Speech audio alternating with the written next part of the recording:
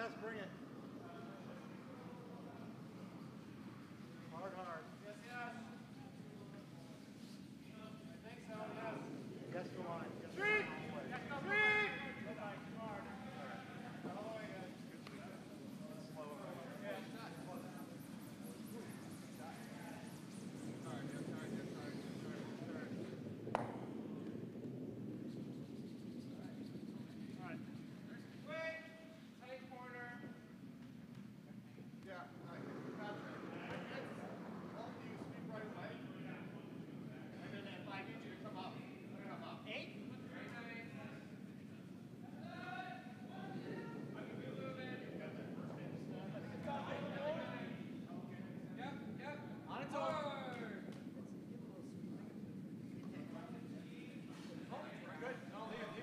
All right, looks like we got everything actually worked out on the soundboard on the tech side now. So now you're actually seeing the screen of what's going on.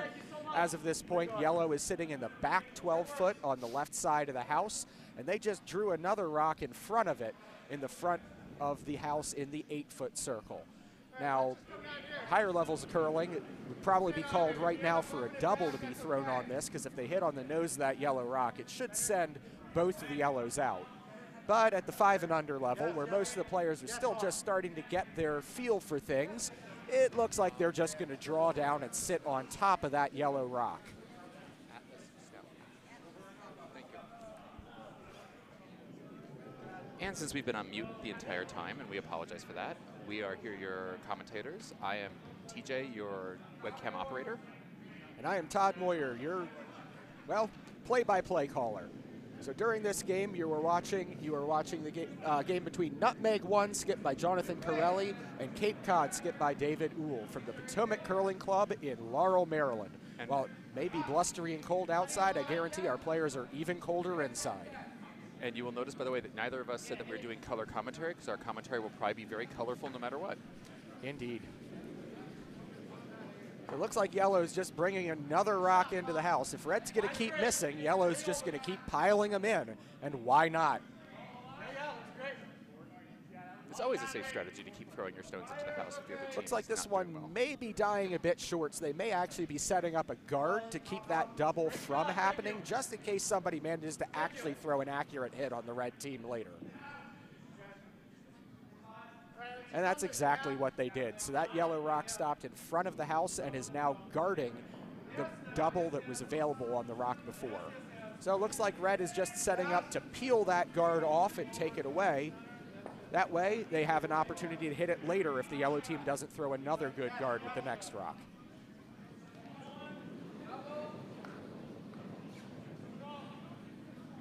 They better get on that early. It looks like it's starting to curl right out of the hand, but it is tracking well to be able to hit maybe right on the nose. Here it comes. And he successfully makes the run back, but Almost does not double. fully double out the rocks. So it still leaves yellow sitting too, and they're now guarded by the red rock. So they're now going to guard their rock in the back of the house to keep the red team from hitting that one. But this might be a strategy that may backfire down the line. There's an old mantra in curling, never guard a rock in the back of the house. Because what they've just given red an opportunity to do, should they be able to throw it accurately, is throw their own rock down on top of their yellow in a way that may not be able to be removed, and that red rock would outcount both the current yellow stones. Well, that one's over curling just a little bit. Yes, it is. So that may turn out to be a blessing in disguise 1 or 2 rocks from now. Not that the skip is thinking about that now. Wait, all right, let's try to come behind here. Yes. Oh, the skip is called for the come behind. Yes, right. As well he should in this situation. He needs a rock that's going to outcount them. And with hammer, you want to make sure you're setting up one of your rocks in the house so that your final rock can be a second point.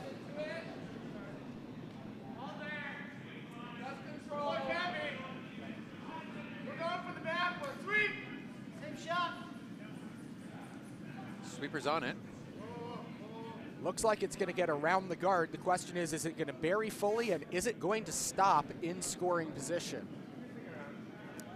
Well, it's Oh. around, and it is... That is a nice stone. It is in great position, sitting in the back 8 foot, out counting Is it? most definitely the one in the back and quite probably the one in the front. Though our camera angle is a little bit fish-eyed, so I'm not going to guarantee that. It might come down to a measurement in the first end between those rocks if they matter. Best job in curling, the measurement guy. Which in this case is going to be the Vices. So they have to double duty and do their own best job in curling. Vices don't do all that much. Just hang the score, call the rocks for the skip, sweep 4 rocks, and do measurements if necessary. That's all. Lead is the most important job. You would say that. I would, I'm right.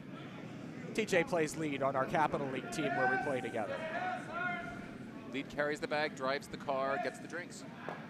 Last one being, of course, the most important of all. Ooh, this makes life interesting. Yeah, looks like that's going to be shot rock almost guaranteed at this point with yellow sitting on the one in the back there. But now that gives an opportunity for red to come down and give that one a little tap and maybe out count as well. It really depends on whether or not they think their rock is first shot or second, whether they're going to try and remove that yellow or whether they're going to try and just sit on top of it.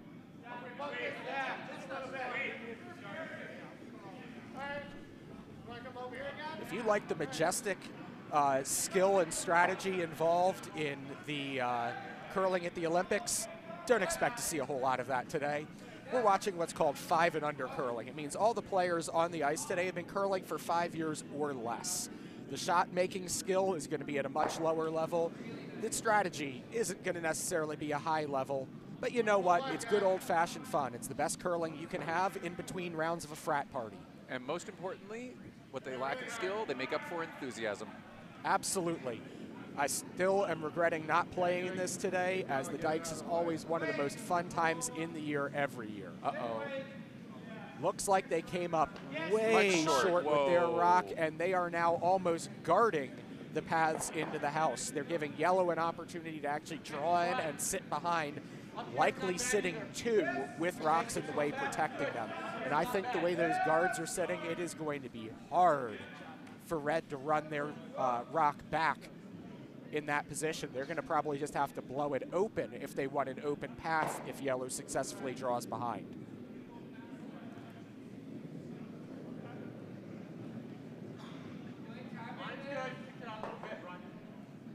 Rock is on the way. Cheers, TJ. Cheers.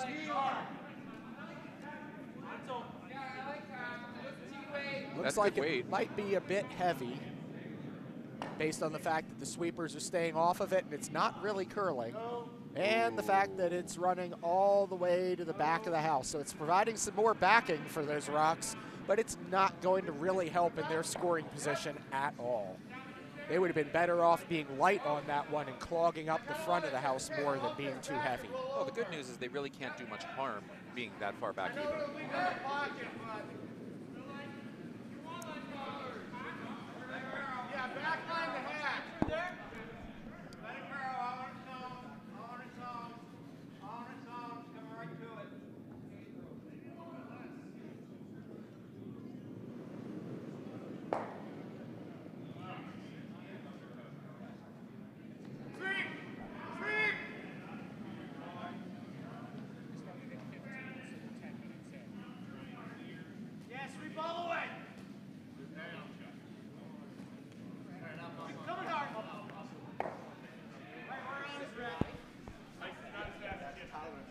Sorry, as we disappeared for a moment, we had to reset the timer clock, as it was pointed out that that didn't happen between rounds, so we had to let the players know how much time was left in their game.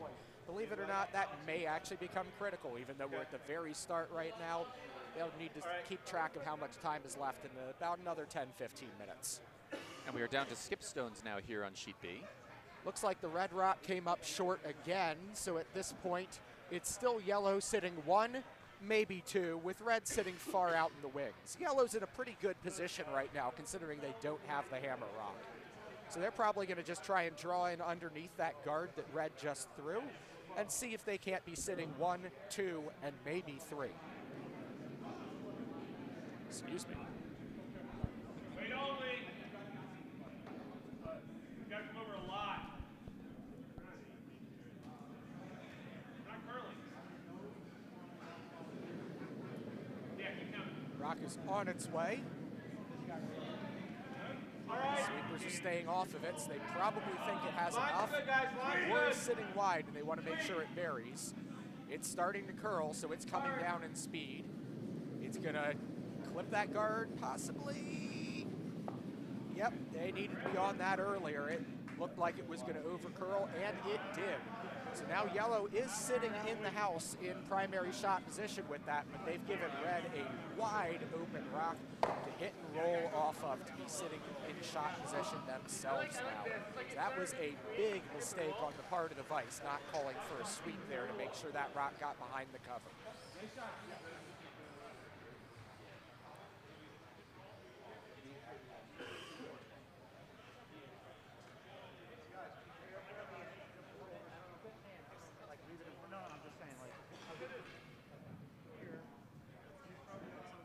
Now Jonathan is getting set up for his rock.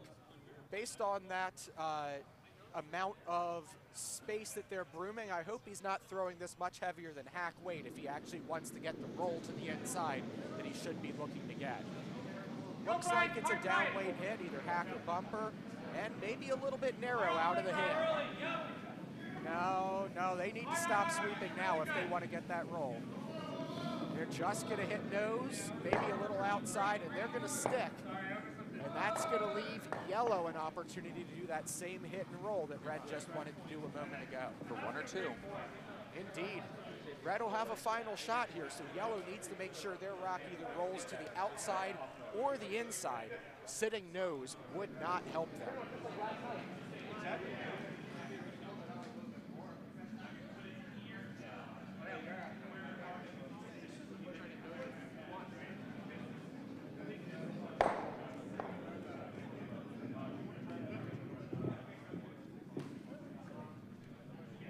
Behind us right now, we've got the guys from one of the other Nutmeg teams sitting in and talking about the strategy of their compatriots from their home club out there. Who right now are not looking in the greatest of position, depending on what happens with this yellow rock.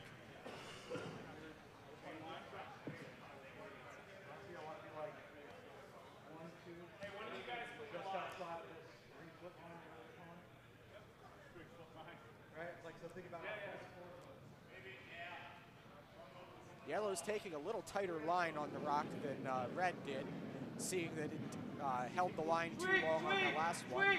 But however, David comes out narrow right out of the hand. This could be trouble. No, looks like the sweepers held it.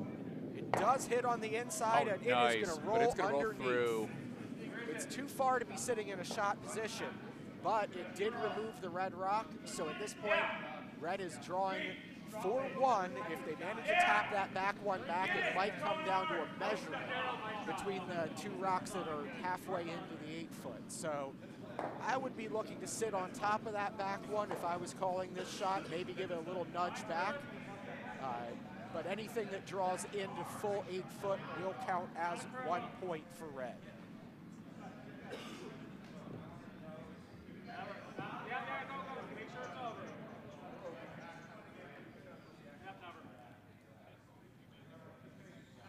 Looks like they take it just about the right amount of ice for a good draw to the center. So this has an opportunity to work, but he moves him in narrow. So now those sweepers better be ready to get on this rock early or they're going to crash that guard.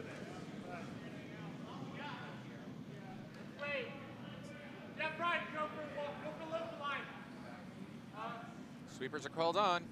Now they're going to need to get off because it's not going to get far enough over. Oh, it's coming right down. Nicely. Headed right down onto that back rock. Just one. Too many sweepers past the tee line. Nobody's called them out on that. But and this is where life gets interesting to see who's second shot. These are the types of mistakes that happen in 5 and under games. Apparently nobody knew well enough to correct that. And since they call their own fouls, no one's going to go out there and tell them. Well, apparently they were feeling pretty strongly one way about who the counting rock was. We still aren't sure over here who it is. Hopefully they hang the score quickly. They will. And the answer is red has 2 points.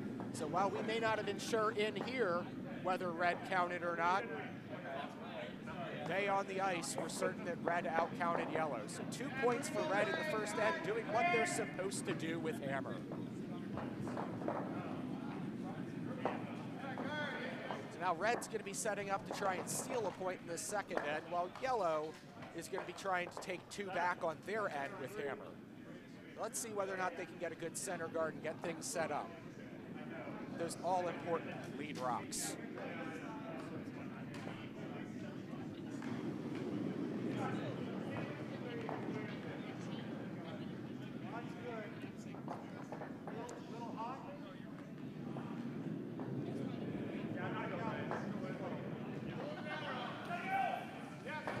Comes out real gentle. Maybe a little bit narrow on the lines. The sweepers get on it early to make sure that both gets across this hog line, that thick blue line you see at the top there, and then also to make sure that it stays in the center and doesn't over curl out to the corner where yellow can make better use of it than red can. Yellow's going to throw a corner guard on the other side of the house from where the red rock ended up. Good strategy from me.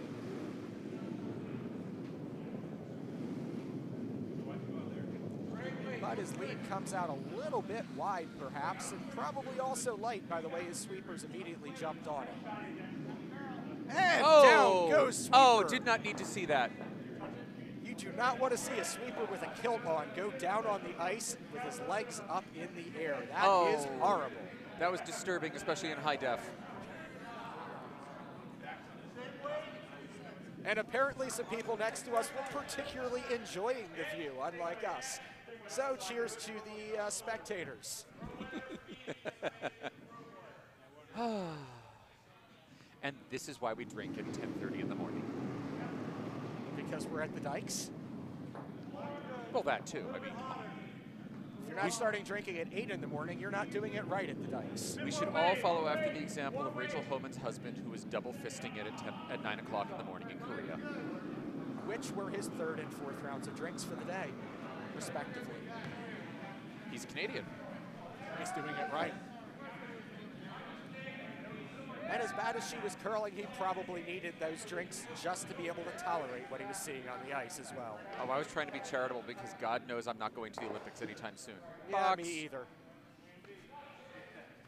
Perfect throw right on top of the pin. But apparently yellow does not trust his lead to be able to throw that type of a hit, so he's just going to ask for another shot at that guard that was not thrown well the last time. Oh, I actually disagree. I think I like the fact that he's calling for a guard. Ignore the stone on the button for the moment, come after it later. We'll see how that works. Very often in the 5 and under, unless you have a second you can really trust to throw a double, that may come back to bite you, especially when your lead then is heavy and through. So those are 2 wasted rocks from his lead. And that's going to really put him behind the 8 ball in this end and set him up to be chasing the rest of the way with hammer.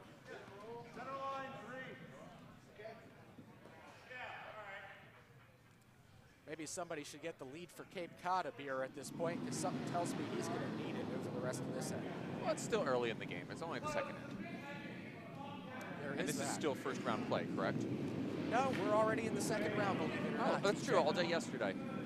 This is what I get for not being able to watch it yesterday while I was out of meetings.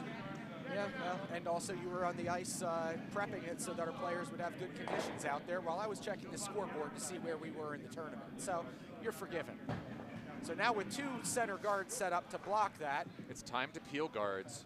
Yep, hopefully his second can throw good, accurate up-weight hits, because that's exactly what he needs right now. Looking for something probably normal weight, which means throwing the rock so it would go about 30 feet past the back of the house with this hit. Something that a lot of 5 and unders struggle to throw accurately. They're on it right away. Looks like it might be over curling a bit, so they're probably only going to get the top rock. Whoa. Well, they managed to get contact with 2 and almost run that second rock back into the shot rock in the house, but not quite.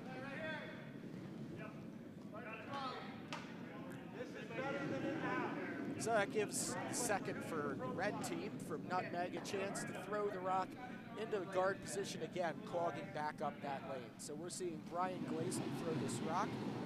down. He's accurate on the broom, it looks, from our angle on his release. So sweepers are on it probably mostly for weight, because they're going to want to let that curl right back to the center. Yeah, they need to be on that. That might not get over. Oh, come on, sweepers. You need to work. And just barely over, and that will do the job. That's going to clog back up the center line very well, making it difficult to get to. And yellow just abandons the strategy of removing the guards and is instead going to try to sit right on top of that red shot rock.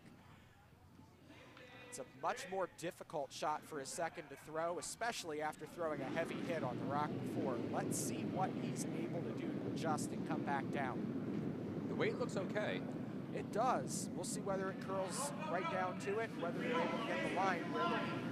Here it comes. It's curling a lot. It should get to shot position if it's got the right weight, which it looks like it's got plenty. It does. That is extremely well thrown by Jason Riopel, the second for Team Uhl from Nice Cape Cod. shot. Extremely well done. Now I see why his skip had the confidence to throw that shot coming off of the hit. It is really hard to step down from a hit to anything lighter. It's probably one of the things I still struggle with most at this point in my curling career, so I certainly can respect when somebody does it well. Now red's going to try and do almost exactly what they saw yellow do the rock before, though it looks like their shooter may have come up a bit light, which seems to be a trend for Patrick Wong. On the other hand, that might not be horrible. No, the sweepers are getting it online. It is coming down. It's going to probably just sit right on top of that yellow rock, giving it a tiny tap back. So they have cut down the scoring area to make it extremely hard now for yellow to score 2 on this end. And it is not a bad thing as the team who does not have the hammer to only give up 1 point. If you can manage to take 2 and give up 1 throughout the course of the game, you will win big by the time you get to the end of the game. So yellow's trying to put a rock on the top of the house, not because it's going to count, not because this rock is going to remove the red, but because it's going to give them a rock they can use later to try and bump into that red rock, which right now is buried in such a way that there is no shot they can throw right now to out-count it on just this shot. So they're trying to set something up they can use 1 to 2 rocks to be able to do what they need. But it over curls. They should have been on that to hold it, and it now is just making it probably even harder to remove that red rock later. And red is making a very aggressive call to try and draw in and tap that yellow out of shooting or scoring position, and maybe even be sitting 2. Worst case, hopefully he's asking for his shooter to be light, because it would then clog things up and make it very hard for yellow to out-count them for a second rock later. But he is narrow out of the hand. Sweepers are on this right away. They may be bumping this yellow back or out of the way. In fact, I think they are. They're on the guard. If they're not careful, they may actually do yellow's job for them with this. No, it's going to curl just enough that it's going to plug things up. Yellow is still shot rock, but that made it nearly impossible for yellow to end up out-counting that red later without removing their own rocks. So they're just going to plug up the front of the house to make it so red can't make a shot to remove their counting rock. Though unfortunately for them, there are shots available all on the other side of the ice if they throw this guard. So they really can't 100% prevent it if red throws a good rock with this next one. That's coming at a good clip. Yeah, they might have overthrown this for a guard. Looks like it's coming down into the house. Yeah, it's going to be into the house and in a position that's really not going to help them in any way. In fact, it might actually give red a chance to throw a double depending on where it stops, and yes, they do. Okay, at a higher level, because there's the issue of you need a very, very thin hit and roll over to knock that stone out. But red's calling it. They're calling to cross the face and play the thin double on it. There's no harm. There's no harm on it. Worst case, you remove that yellow rock. Best case, you get the double. They're brooming it as if they're going to throw something either bump or control weight to try and sweep it. we'll see whether or not they can throw it accurately enough and judge the line well enough to make this shot. It is extremely high level to throw this type of a play, but it is definitely there. There's very little chance that they're going to do anything that actually harms their own position with this rock either. So there's really no reason not to give this a try.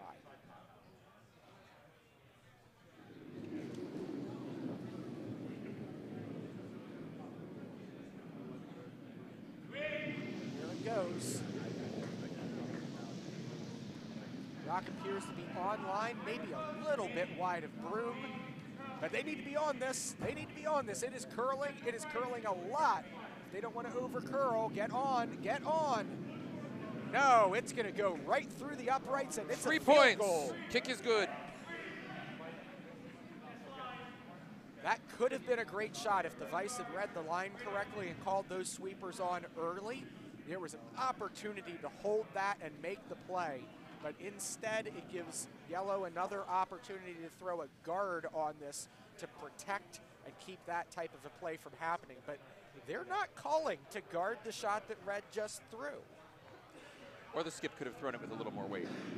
Well, on the Red Rock, that could have been possible.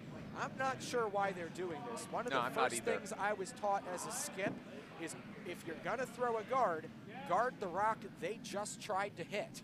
In the spot, they just tried to hit it, because that's the play they want to make. All they're doing right now is guarding a rock that Red doesn't want to throw.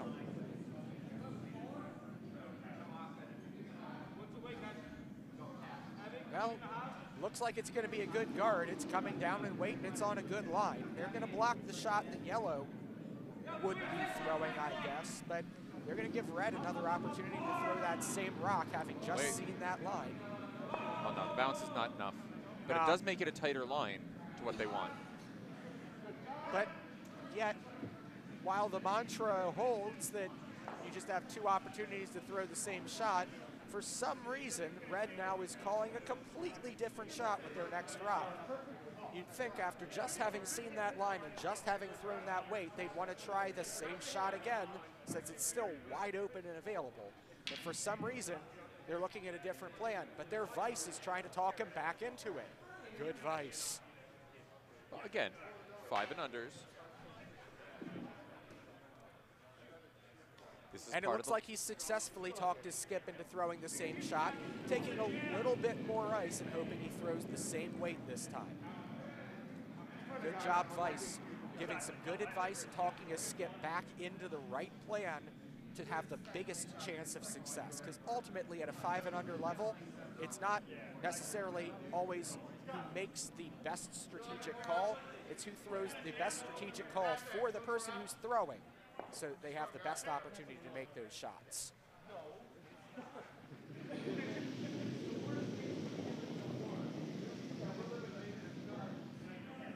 He's hit Broom, but it looks like he might be a little lighter.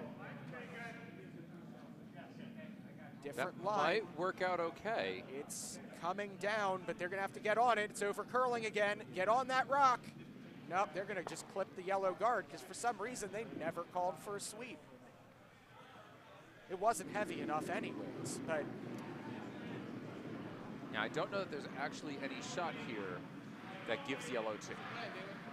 Actually... It depends on, you'd have to chip it, and I don't think that's something that we're going to see at this level.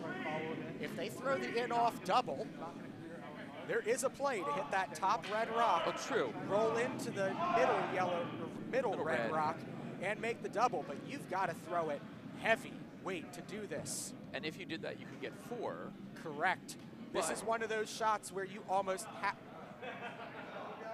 I will stand by my... Well, that was interesting. Apparently the yellow skip didn't feel like potentially screwing it up, and he just intentionally gave up his shot. All right. He didn't even throw it. He just said he was hogging it, tossed the rock out, and gave it up. So he'll take his 1 point and move on to the next end. When you've got a play available that you could potentially score 4, it's my theory you always throw it. But you know what? Well, maybe the concern there was the very genuine concern at the 5 and under level of if I come up and I mess this one up, I could knock my own stone out and then give them another one, which would be a bad thing. Absolutely. but also at this level, you get 4 points, and it could very easily be game over right from there. So, risk reward, apparently he was being risk adverse and wasn't willing to seek the reward.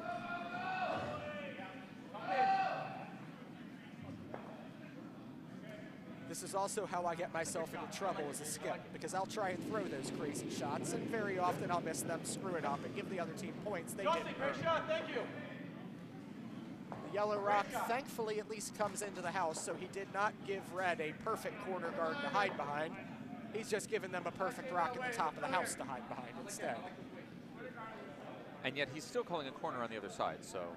No, he's well, he wasn't. Did. And yeah, you're correct. He did change his call. I saw him tap the ice. Unfortunately, the guy standing on the backboards makes a better door than a window, so I couldn't see him change the call. I have the advantage of seeing the cameras in front of me.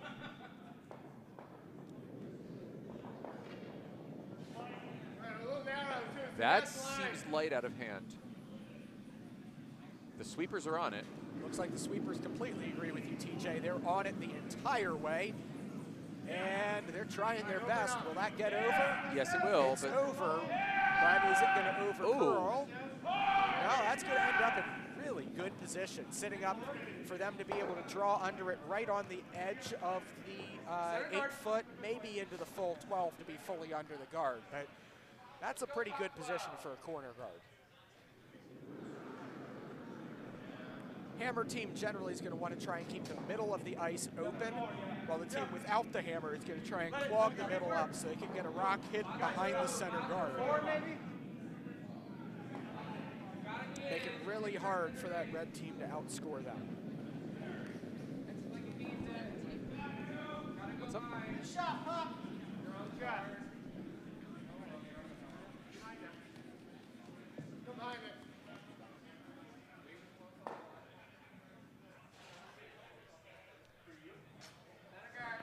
For those of you watching at home, TJ's updating the scores on all the sheets so that you know what's going on the sheets. We're not broadcasting today.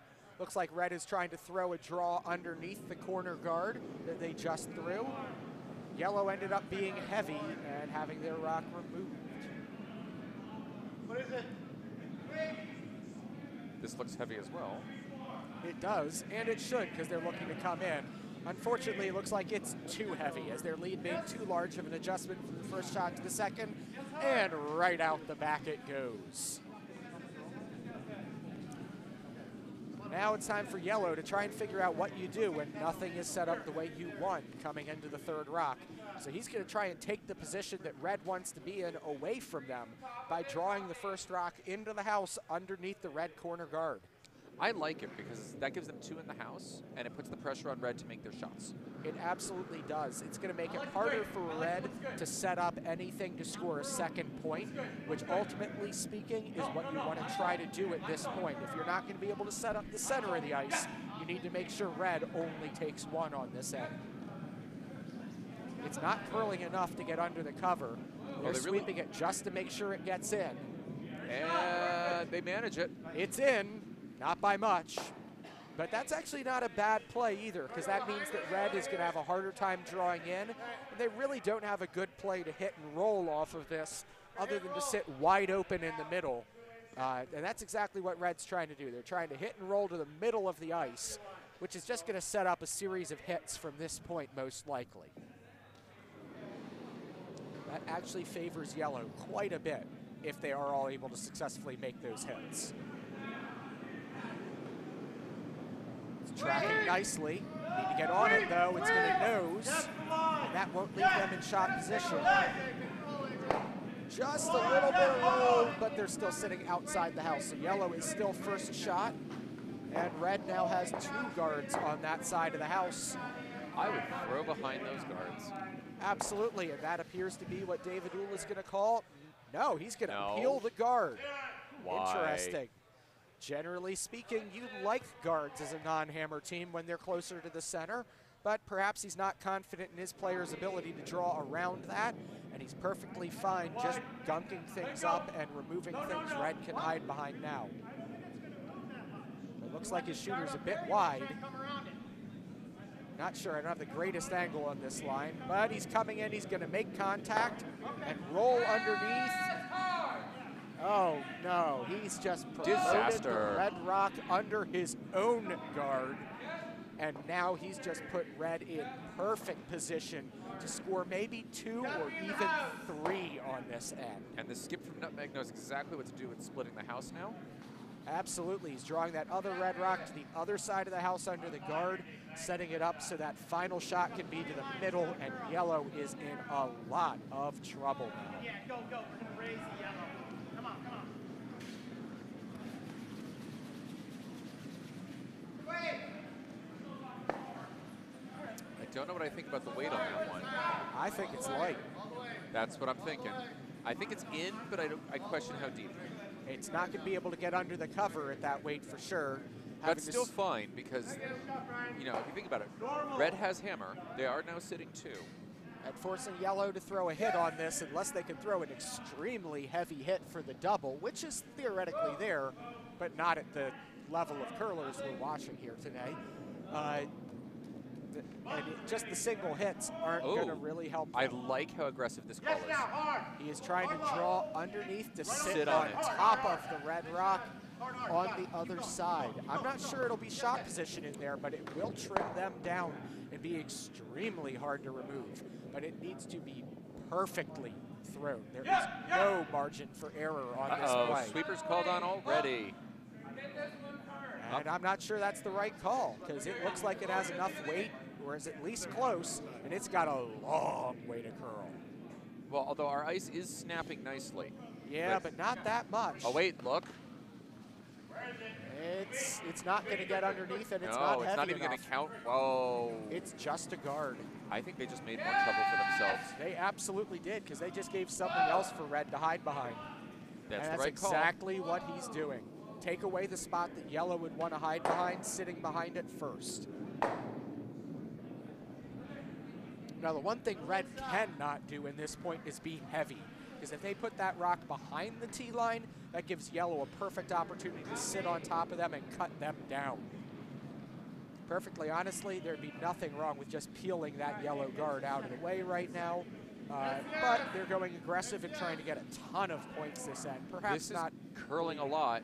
Yeah, it looks like they're going to be able to get behind the cover, but it also looks like it's light. It's going to come up It's not light. going to get there anyways. It's just going to be another guard, which actually really helps yellow possibly get out of the danger they're in right now. This is why I like sitting here, because I make 100% of my shots from behind the monitor. Oh, absolutely. It's real easy to call the game from our position. Unfortunately, it is really nerve-wracking when you're the person on the ice. He is calling for a hit with a long roll to the center. If I'm looking for that much roll, I'm probably taking less ice and calling more weight. I don't know, because he doesn't really have to get that deep to No, but he outcount has to that get- stone in the 12. He has to get fully under the cover, though, if he wants it to be in a safe position. And his shooter is both wide and heavy. Dangerous combination. It had to hit.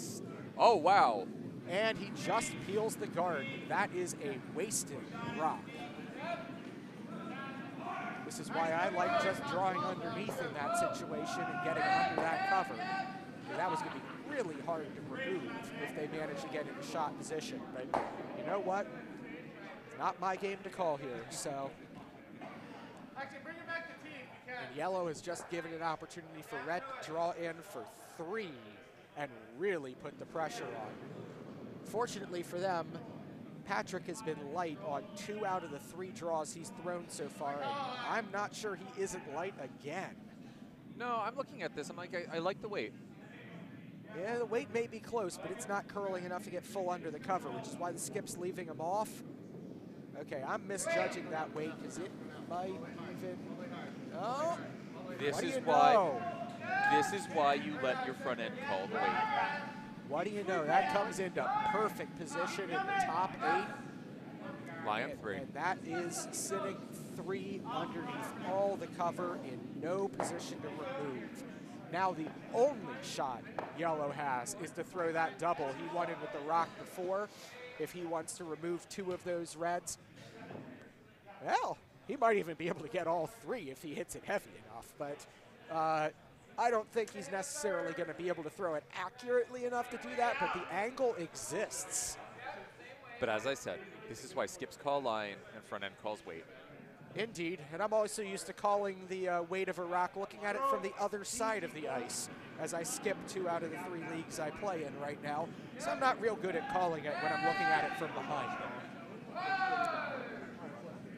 I'll be the first to admit it. My sweeping and my calling of weight from at the rock are just a little bit out of practice this season.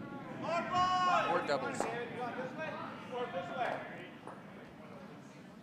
They're considering it. They're going for it. With that broom, he's called going to the That's other right. side. I would call that way too. I would too. At this level, I wouldn't be looking to throw it that heavy because he'd have to throw it peel weight, something almost 45 or 50 feet heavier than the back of the house to be able to remove that rock and hold that line where they were looking that direction. Coming this way, where they've now got the broom set up, they can throw a rock that's something around a control weight, something more like 15, 20 feet past the house. Much easier to throw accurately and in balance, and to be able to come across the face and roll in. Here we go. It is off. It looks maybe a little down weight. He smartly calls the sweepers on early, but maybe too much. I can't quite see the angle. I don't dislike it, but it's going to be nose. Yeah, it's going to be nose. It's just going to, well, even roll out. Apparently, they should have left him off of that the entire way. Now, Yellow is sitting third rock, so that means that red is still 1-2 and has an opportunity to still go for 3. with hammer. With hammer. Now, if I were evil, I would hit and roll undercover. Oh, absolutely. I don't like the call that they first looked at, which is just drawing to the top of the house. That gives yellow an opportunity to do something to their benefit. If you remove that yellow rock and roll to the outside, it leaves yellow no space to draw behind, nothing to hide behind, and in absolute trouble. The best yellow could do at that point would be to draw something to the back of the 4-foot or back of the 8-foot, which would be a very difficult shot to do. And I'm okay with this call too. Yeah, it's not bad. Trying to draw underneath the yellow rock from the looks of it. Yep, they're looking for biting the 8-12 right there on the tee line. About the only ways this shot could go wrong is if they overcurl and promote the yellow into the white rings, or if they end up doing something that they tap the yellow and roll back to the middle, giving yellow a chance for an easy double. But those would be about the only ways that this play could go wrong. Every other play will not hurt them off of this.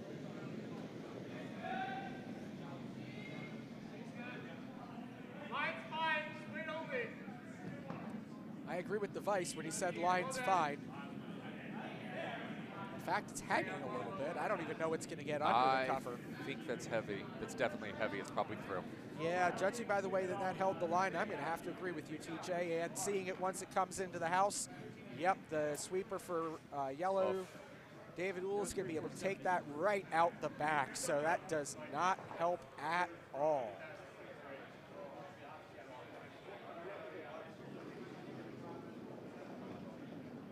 As you're watching on replay here, I believe, it goes right out the back.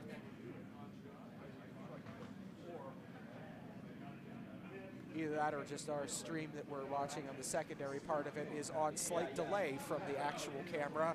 And that wasn't an instant replay. This is just me not understanding the tech I'm looking at to my right. There is a slight delay between the cameras and the audio, and there's a slight delay from that to YouTube. Good to know. This is why you have a highly trained operator running your console. Highly trained being, I'm enjoying a beer and I've done this twice. That's okay. You can be the brains of the operation. I'll be the voice. These are always the brains of the operation. As long as you don't turn the camera on so it's looking at us, because I could do that I've got too. a voice made for radio, or maybe a face made for radio. A face made for radio. Drink more beer. Yeah, working on it. And for those who are close enough, we do have a delightful selection on tap this weekend, including a rotating tap from River Horse. And we have 3 brews on tap from Atlas. Also have a number of the local brew companies in the area on tap here today, and looking to enjoy some Maryland and DC area brews. Because if nothing, the Francis Dykes Memorial Bonspiel is a great party. So if you do happen to be in the area and you enjoy watching curling, come on down. This looks like it's light. This is not going to help them at all, sitting out in front of the top of the house, maybe just biting the top of the house if they're lucky. But yeah, it's a guard. Not even. It does not help at all. Now red just needs to draw in to get full 12-foot, maybe biting the white circle, which is the 8-foot circle, to sit 3 and really take control of this game early. This is not looking good for Team Ewell from Cape Cod.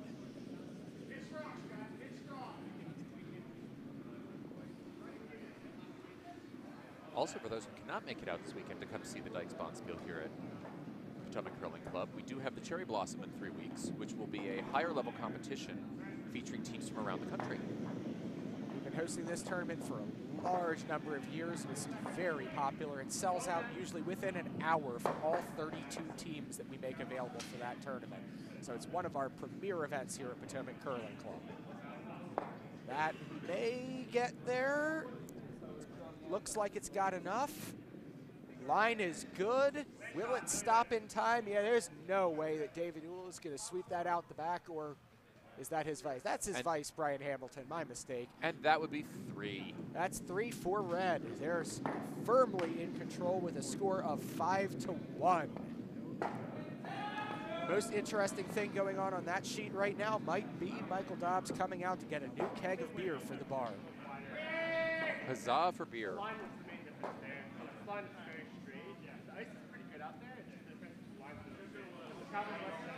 I may have to find out what that is that they just brought in. Because they had actually I don't know which one that was. I was hoping it might be the new River Horse. They had a Pils on earlier, and I am not a huge fan of Pils. At some point, I may actually have to remember to untap this beer that I'm drinking while webcasting right now as well. What are you enjoying right now? It's one of the stouts that they had on the back tap. The Silent Neighbor Stout from Atlas, which is what I'm enjoying. Yeah, that's the one. What do you know? Similar tastes. I guess that's why we share beer after every Wednesday game. There you go. That's why you and I do beer trips coupled with Bonspiels. Absolutely. That when I sweep with your wife. Yeah, well, that's a fair statement. That needs to be a t-shirt. It is a poster inside our men's locker room. I swept with your wife. As opposed to the one in the women's locker room that says a woman's place is in the house. Yes, well, that's also accurate on our team, too. In case you don't understand these jokes, my wife plays Vice for my team with TJ and I. So for 2 rocks during the game, TJ does sweep with my wife, and for 2 other parts during the game, she spends time in the house calling the line for my 2 rocks as I throw them as the skip of the team. As opposed to when I play doubles with your wife. Yeah. And then she is both in the house and sweeping with me. Which, weirdly enough, when we play doubles together, she doesn't want me sweeping with her. Is that some sort of a statement on our relationship? Unfortunately, probably too accurate. All right, well, that one curled way too much and came out, unfortunately. Yeah, that wasn't very good for the yellow team. And right now, his lead is not helping him one bit in being able to set up a comeback. I apologize for the camera for a second. We do have a slight problem with our far camera on B, that it decides to act up now and again. I think we may just have fixed it. No, it's the actual camera that points at the house that sometimes jams. But as I tried telling them through the chat box last night, that happens now and again. You just get used to it.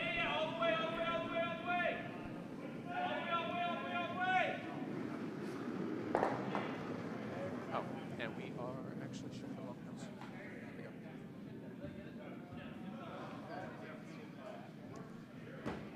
And that one, ladies and gentlemen, well, I'm not going to say it because that's inappropriate. It's the Dykes broadcast. Oh, true. Anything inappropriate? It's a Marv Albert.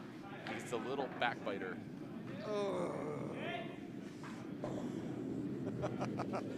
There, I went there. You did, and it was groan-worthy. You were correct. Looks like this rock is heavy. which his best case scenario at this point would be for this rock to curl just enough to sit on the back one, and something tells me it's not going to curl enough. At that weight, it'll come close, but no.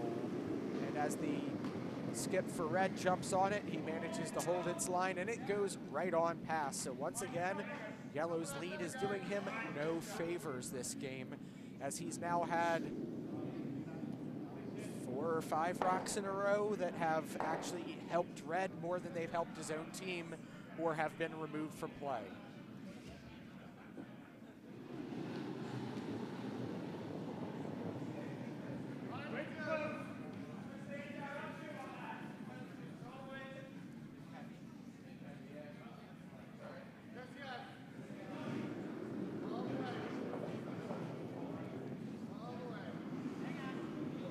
Red Rocks coming down. Looks like they're trying to throw themselves a nice center guard here because they don't have hammer this end. They're going to try and make it real hard for yellow to score 2 by setting up something in the middle right away. And yellow pretty much is giving up on 2 points just by drawing to the middle early. If red manages to sit on top of their rock, it's going to make it very hard to get a second point on this end. But at this point, yellow, having not set up very well for the steal, is just looking to make sure they at least get 1 and not fall further behind. That seems heavy. I would agree with you, TJ, as the second is signaling, come down, whereas our second from our former Dykes team would say, pocket sand, meaning that they're hoping it's going to take a bite on something on the ice and grind to a halt, but it doesn't look like it's going to. And it stops just enough to outcount the red rock. Those are rocks that you call probably irrelevant by the end of a game, but you know what? It has a chance. Or you refer to them as flops. Effing lousy backbiters. I left the opportunity open for you, TJ, but you didn't want to go with, so you're saying there's a chance. There's always a chance. I was going to say that guard was perfect for making sure they couldn't get straight down on their own stone. Indeed.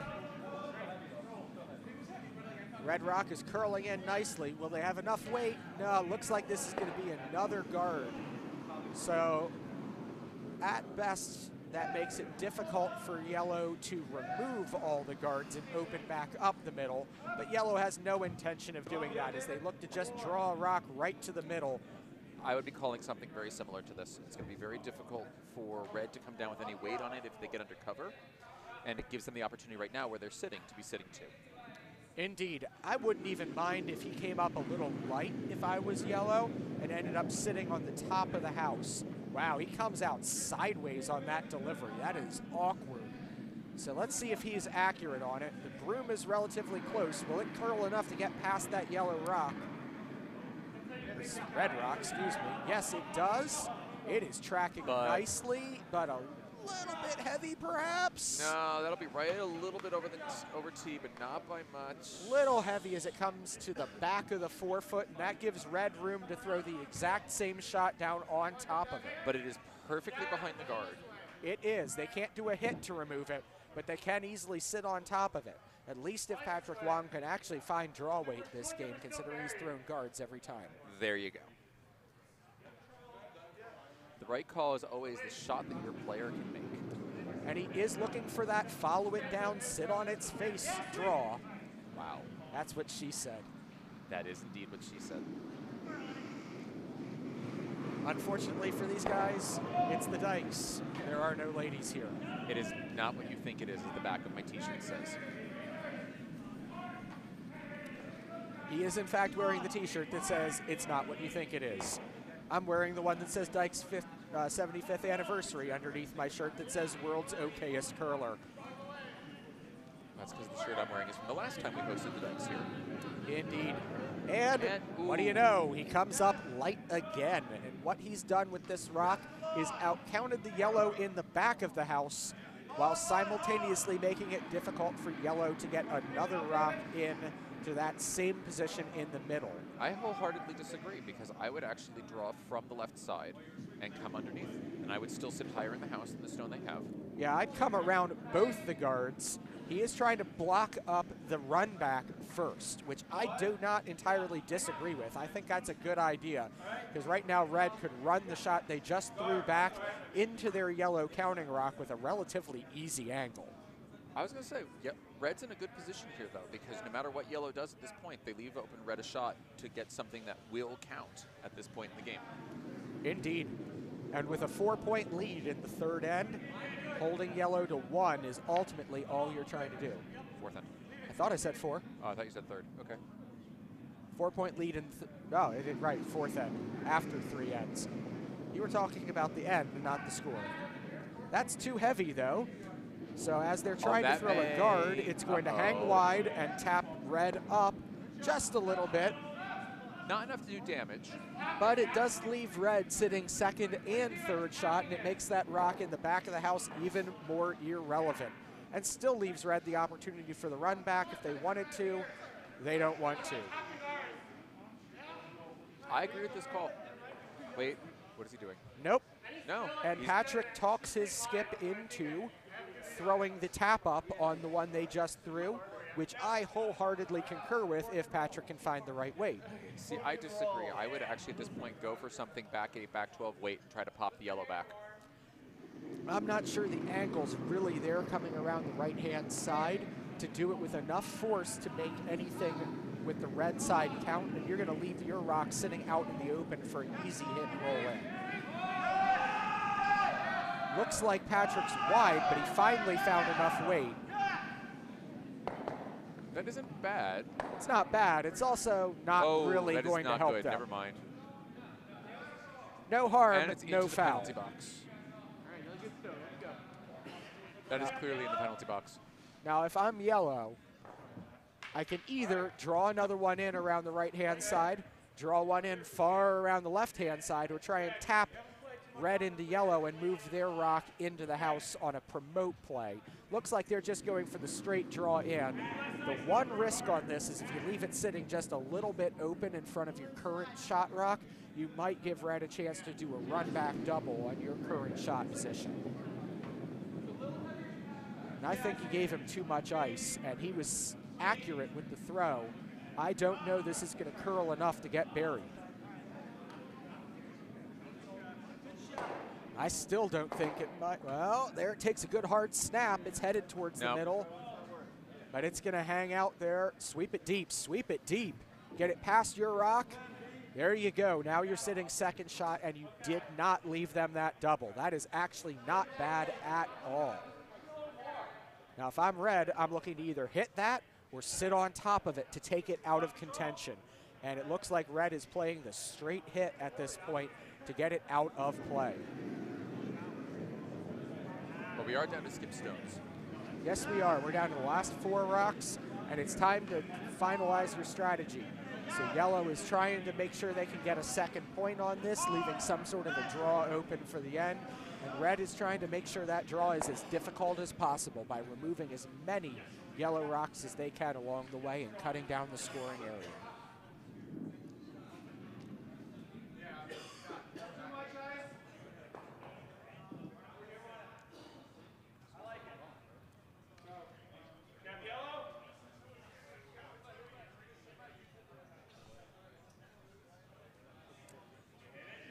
Red is set, and they're off with their delivery. He's on Broom, but I'm not sure that may not have been a bit wide for Broom. Nope, he's throwing down weight, and it is already starting to curl. They need to let it go, though. It's on path, it is on track, they get on the sweep, and it is going to do a nose hack weight hit, and that does exactly what Red needed it to do, removing the Yellow rock from play. Now Yellow's going to call to draw down and sit on top of that Red rock, which is good, but leaves a risky opportunity for Red then to sit on top of that rock and maybe even out-count you if they throw a really good draw. Or you can come down and smack both of them with some decent weight, and with the stones close to each other, you'll have a stone frozen there that'll end up counting. So.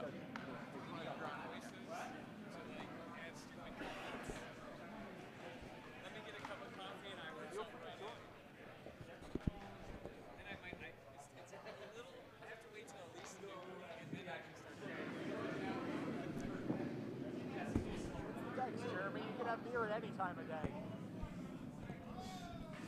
Maybe having a third voice joining us on the cast here shortly, as we will have a guest commentator jumping on with us. Jeremy Vandenhout just played against us in Cap League, our top league in the curling club, on this Wednesday. How did we do on Wednesday?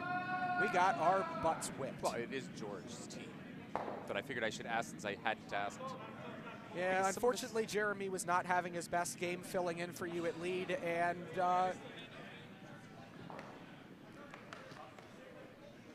oh, that does not help their cause. it does not, as it goes right out the back. Is it 3? So welcome to the broadcast, Jeremy Vandenhouten.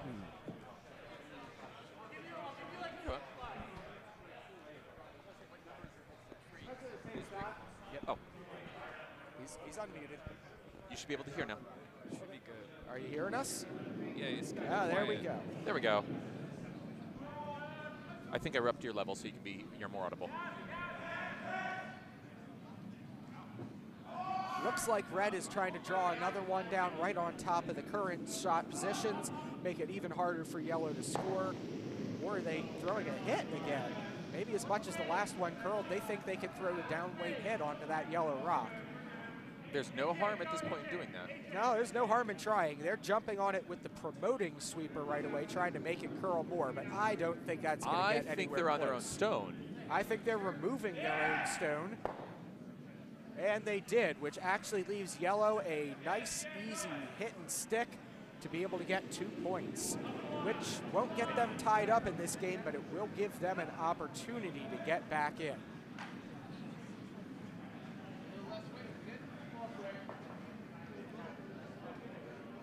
That's an awful lot of ice, though, for what they're calling. I'd be worried if they're throwing anything more than backline weight that they have an opportunity to run that red into their own yellow. But to be fair, this is Hammer. They don't really need that much.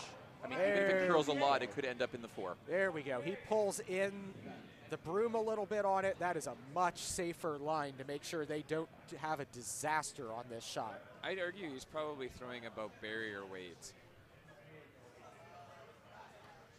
I mean, if you think about it, all he really needs to do is paper that red guard in the front, and he's fine. Indeed. He just doesn't want to hit it thin. Correct. And he's not, as it's already starting to curl. They're jumping on it early, sweeping it the entire way. Wow, that is light. But that's fine as long as Yep. it outcounts. Indeed. Nope, No, that was disaster. too light. And it's just 1 point for Yellow. So after 4 ends, our score is 5-2.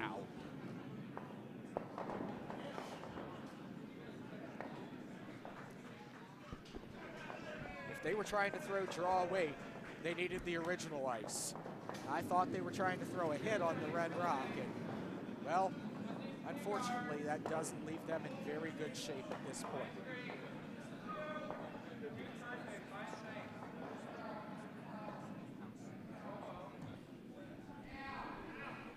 So as TJ takes a break, it'll be Jeremy and I on the commentating for the beginning of the 5th end. So now at this point, Yellow is in a position where they really have to steal this end. They're going to have to be a couple of absolute bandits, which is going to require a good guard from their lead for the first time, maybe since the first rock of the first end. And it looks like he's heavy and narrow again. Well, it's the 5th end, so you kind of could try and steal out, or you kind of have to make a decision. Do I really just try and give them 1 and then take a bunch when I have the hammer in the 6th? Well, that is a rock that he might have been no, it's too far out to even matter last end when they were looking for corner guards. So David is not going to be happy with that rock one bit.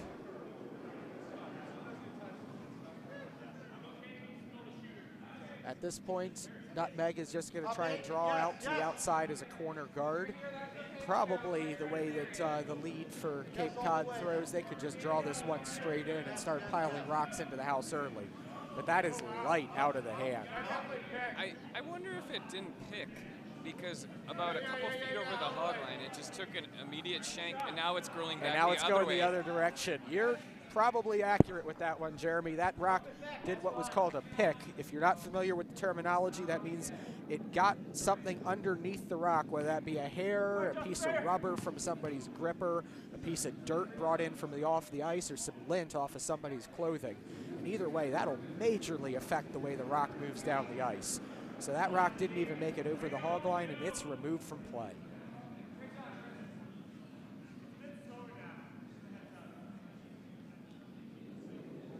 Another attempt at that center guard, and another rock right off the center line. That is not going to be on a good line for a center guard. That's going to over curl to the corner and probably end up helping red more than it helps yellow.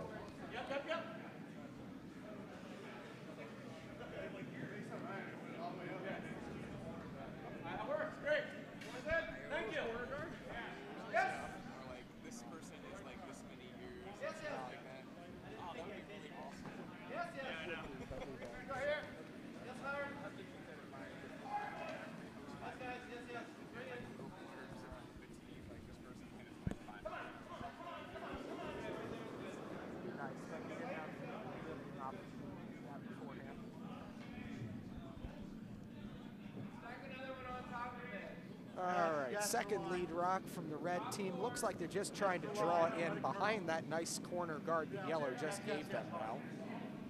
And it looks light out of the hand as it starts curling right away. Looks like they're just going to give themselves another corner guard to hide behind later. Same shot. Up. No. Give me John's weight. I'll tighten it up just a little. Actually, that one, oh, okay. It did slow down. It did clear. And come on, sweeper. It looks like there's just a little bit of white showing behind the rock. Our camera angle may be off on that. We might see ourselves a biter, but I don't think that's a biter. I might biter bar it if that was for an extra point, but I don't think so. If it comes into play at the end, yellow has really screwed up this end, but you know, it is possible. Line's great. Jeremy's sitting here with a stopwatch beside us, timing how long it takes the rocks to get down the ice to get a feel for how quick the ice is today. The ice has been nice and quick with a decent amount of curl all weekend so far, is what I've been hearing. This is something at the higher levels of curling a lot of curlers will do. You'll see people having stopwatches on their brooms or on their hips so that they can time rocks as they go down the ice. That last rock was a 13.46, which means it took 13.46 seconds to go from the close hog line to the far hog line. That is nice, quick ice. Yes, yes it is. For those of you who take split times, it's probably around a 70 or a 75. Which is normal for here. Which for a second draw after a scrape, if I'm not mistaken, that's still pretty quick. And red plays a hit and roll on that. But it will not sit down. Too far. Fortunately for red, they don't really care how many points they take on this end. As long as they score, they're continuing to expand their lead and put yellow behind in this game and really put the pressure on for yellow to score big. He's trying another draw around the corner here. And their second has been throwing really good draw weight over the course of this game, so he's the right person to be throwing these types of shots for them. But unfortunately, he looks a little bit wide of broom. That's not going to get under the cover. That's probably going to be sitting wide open for red to just hit and remove it once again. Weight's really good, though. That is coming down nicely. Box. Right to the top of the 4-foot area, just short of the tee line. It's beautiful weight. If he had gotten the line right, that would have been absolutely gorgeous for his team.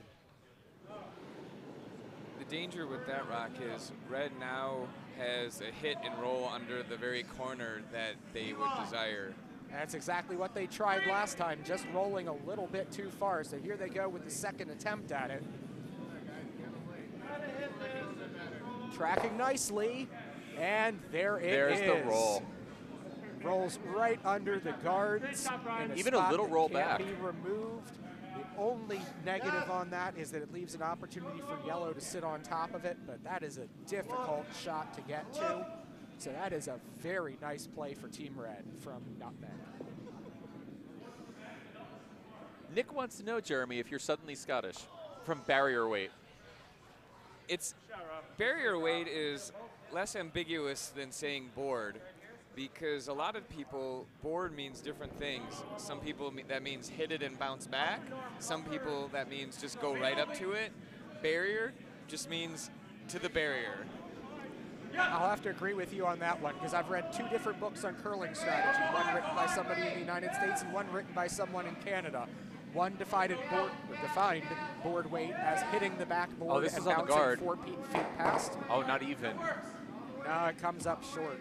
The other one defined board weight as going past the house, hitting the backboard, and going an additional 10 feet worth of rebound.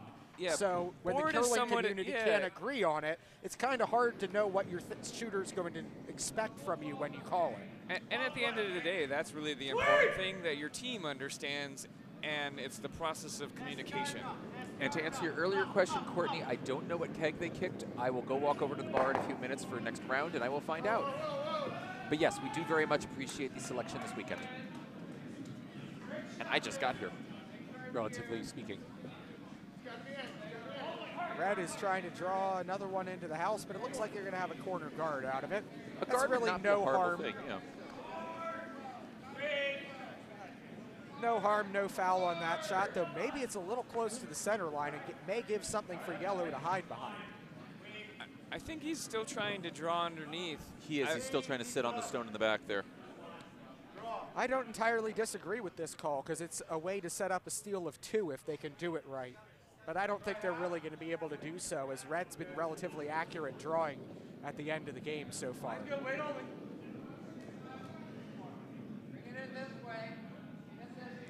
But if they do succeed on this, it will cut down the opportunity for Red to score more than 1. That's hanging the line. Yeah, I was going to say, that's running really straight right there. It's been doing that on that line 2 or 3 times now. You'd think he'd be making an adjustment at this point. Now, the bad thing is I think that just actually complicated their attempts to get down to that stone. It did. It made it harder for them to draw in, and currently Red appears to be sitting 2, which actually means that they have the potential for taking 3 in the end. That could be disastrous. that is exactly the same type of thing that happened in the 3rd end, which allowed Red to get ahead of things and really put yellow in trouble. So here Red goes again, trying to draw one in behind that top red rock and trying to make sure that they're sitting 3 or eventually by the end of the end, possibly even looking for 4.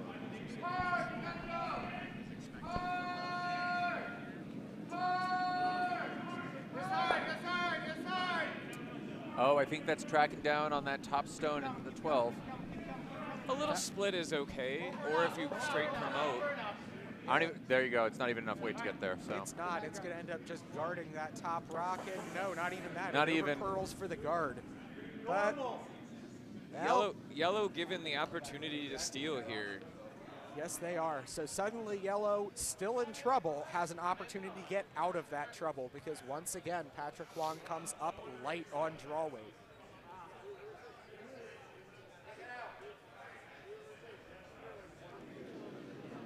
If the yellow lead is consistently narrow with his rocks so far this game, Patrick is consistently light on his draws. So this is what you tend to see at 5 and unders. If people aren't quite used to the speed of the ice they're playing on, you may see some inaccuracies and some odd throws from certain players. And really, that's depending on what level you see here. You know, it's just a matter of consistency. The more you play, the more consistent you get. Anyone is capable of making any shot in curling. Absolutely, it's part of the appeal of the game, and it's also part of why the game gets them damnably frustrating. That one's at moving. times. It is moving, but I wouldn't mind this as a skip, because at worst, it's going to tap back their yellow rock in the house if it clears the guard. No, it does not. It Complicating things further. It just opened up the yellow rock that's in the house right now to be hit. But I don't even know Disaster. that I would play that. I would just draw right into the middle of the house, and that is what the skip and Dykes are agreeing on for Red right now. They're just going to draw in behind that yellow guard and put a third rock in the house in the middle, No, making it even harder. I'm gonna postulate on a different. If I were throwing red, I might actually try and peel that yellow guard. Yes, at a higher level, I would absolutely agree with you. I think my concern on any of the yellow, especially, but at this level especially, would be the potential for it to jam on that red stone in the back. Anything you end up with doing would potentially cause yourself trouble down the road. That is true. The only potential downside of leaving the yellow guard is it gives yellow a chance to hide behind something at the end of the day. If I'm the skip, I want a nice open path right to the 4-foot for my last shot. Absolutely. Completely agreed, but again, at this level. It's more about at the 5 and under curling level, what's the worst that can happen? And avoiding that. Hey. I can aspire, Nick. Do not mock any of us sitting here. Well, all right, go ahead and mock me, because we would do it too. So, and I think we can reverse. There's a point to which I've played my entire Cap League year still under the theory of what's the worst that can happen, and we've done reasonably well with it. Yeah, Nick. There's 2 of us sitting here who are still aspiring for that higher level, and the third one who's probably there, so deal with it. And now red is sitting free. Now yellow has a dilemma. Do they try and do the straight draw in, or they hit and roll off of that red rock that is just in the wide open area? If they can get the right weight on it, they're going to be clearly undercover, and they're going to be in a pretty good position. Let's see what they call. Could also tap up one of those yellow rocks. The tap could be a lot of fun. It looks like he's setting up for the hit and roll. I would agree based on that broom, but that is a tight line for as much as that's been curling to the outside. He's got to be throwing at least control weight, something that's going to go about 30 feet past the house. If he wants that to actually hold that line enough to stay on the right side of the rock to roll to the middle. Might be something that his second is talking with him about right here, as his second is having a little conference with him before he throws this rock. Yeah, I think they're probably debating the amount of weight versus the amount of broom. And you do want to make sure that it sticks around. And to be fair, this is one of those times where, with a little more experience, someone from the front end would have slid down to talk to them while they were plotting the shot in the house, to say to them, this is what we're seeing from that far end. Rather than waiting. Yeah, correct. I really dislike speaking to the skip. If I'm playing the front end, I really try not to change my skip's mind when he's already down here in the hack and he's got set up and he's got his mind set on something. That's why I try to, one of the 2 of us come running down while they're planning the shot to say, this is what we're seeing from the far end. And his second talked him into a different shot, and I'm not sure what it is with that broom. If they're trying to promote the center one, I'm not sure they have enough ice. If they're trying to do something on the corner one, now they have, or the red rock is sitting shot position, they now have too much ice. What is this call? I am confused too, although that weight. It looks like he was narrow out of the hand, which might be the saving grace. Sweeping furiously. I am confused. Ooh. No. You're confused, but are you disturbed? At this point, they are sitting wide open with a hit by red on the nose for 4 with hammer. That was exactly the shot you did not want to do. So whatever the second talked him into, he needs to go down to the other end of the ice and give him a peace of mind for talking him into it, because that was not good. And I've just been informed that the yellow lead is brand new out of a learner curl, so this is an awesome thing to jump out and go into a Bonspiel. This is, I have to admit that I think I waited way too long to go to my first Bonspiel after I started curling. I did too, considering I missed my first Dykes here at Potomac on home ice, and I'm sitting here working the bar as everyone else is out and enjoying it, going, I should be out there. So it's fantastic that he's out here. And thank you to Catherine Wool, wife of David Wool, the skip for the Cape Cod Tube, for filling in that piece of information for us. Oh, absolutely. Bondspieling is the best part of curling. And in general, curlers are... Uh-oh. Oh, no. Oh, disaster. So at this point, red accidentally runs the yellow rock back into their own and ends up only sitting one. Yellow dodges a huge bullet on this end and comes out only giving up a single point. So Courtney, what are you saying? That we should actually start calling it a barrier instead of board when we're teaching people here? Well, that and control weight, depending on which book on curling strategy I'm reading, is a completely different definition as well.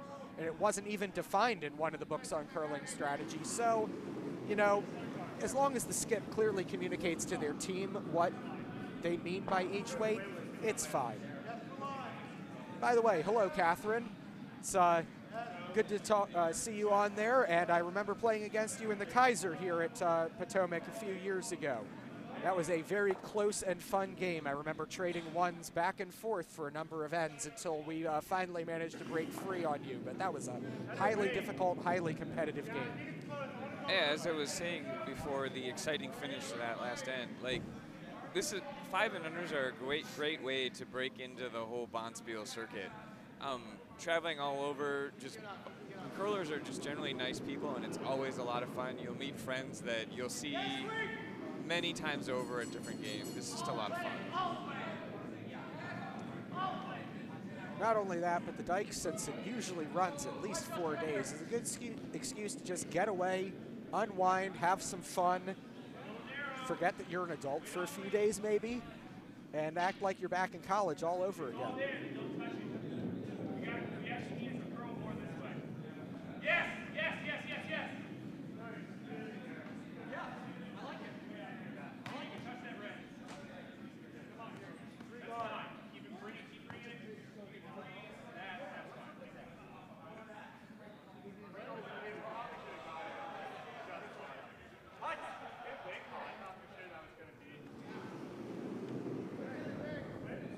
All right, so yellow actually gets a great corner guard on that one. That might be the best rock of the day out of Justin Dracos. So way to go for him. That's in perfect position to set up yellow to be able to draw a rock to the outside under their guard and then hopefully play the middle for a second point later in the end.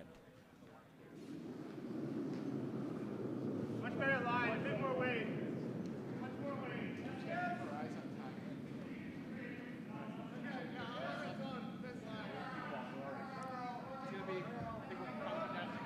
Looks like red is trying to again throw a center guard, but Will it's it slow down? heavy. No, it'll be heavy. The question is, will it stick around? It's going to sit right on the top of the forefoot, which, well, maybe back of the forefoot. That's not bad at all, though. If I'm red and I'm up 4, I actually don't mind going right in. That's about what I was about to say, because at this point, all they have to do is keep putting the pressure on yellow and make it more difficult to score more than 1 point each time yellow has the hammer. With a 4-point lead in the 6th end, they're running out of time to mount a comeback.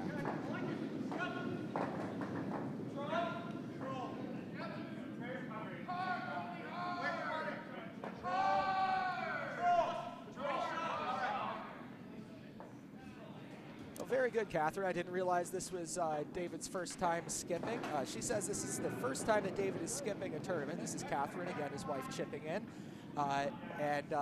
You are absolutely right to be proud of him. I mean, he's calling a pretty good game. It's a matter of whether or not everything's able to be executed. Got talked into a bit of a bad shot at the end of last end, but generally he's calling a good strategy. Perhaps he learned very well from you, because I remember you called a very smart game when we were playing against each other.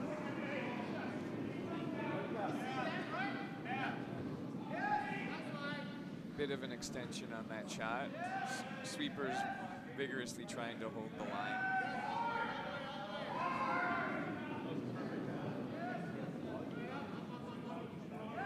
That's a good guard. They do. So now yellow has 2 guards on the corner, and red has a center guard blocking their rock in the back of the house. And David goes straight for the peel with this call to get that red guard out of the way.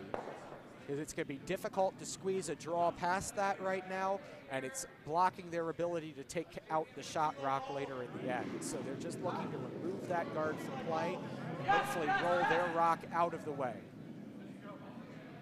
Calls on the sweepers right away, though. Looks like it's going to curl almost right onto the nose. Can they at least get the run back?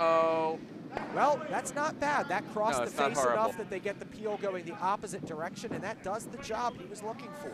I was more concerned that was going to flash right by an inch or Yeah, two. it was curling hard there at the end. The sweepers did a good job holding the line just enough to get the desired result out of that shot. Calling for a tighter guard. And, of course, red just looks to put it right back where it was before. If they can keep yellow just throwing peels for the rest of this end, they're going to be real happy.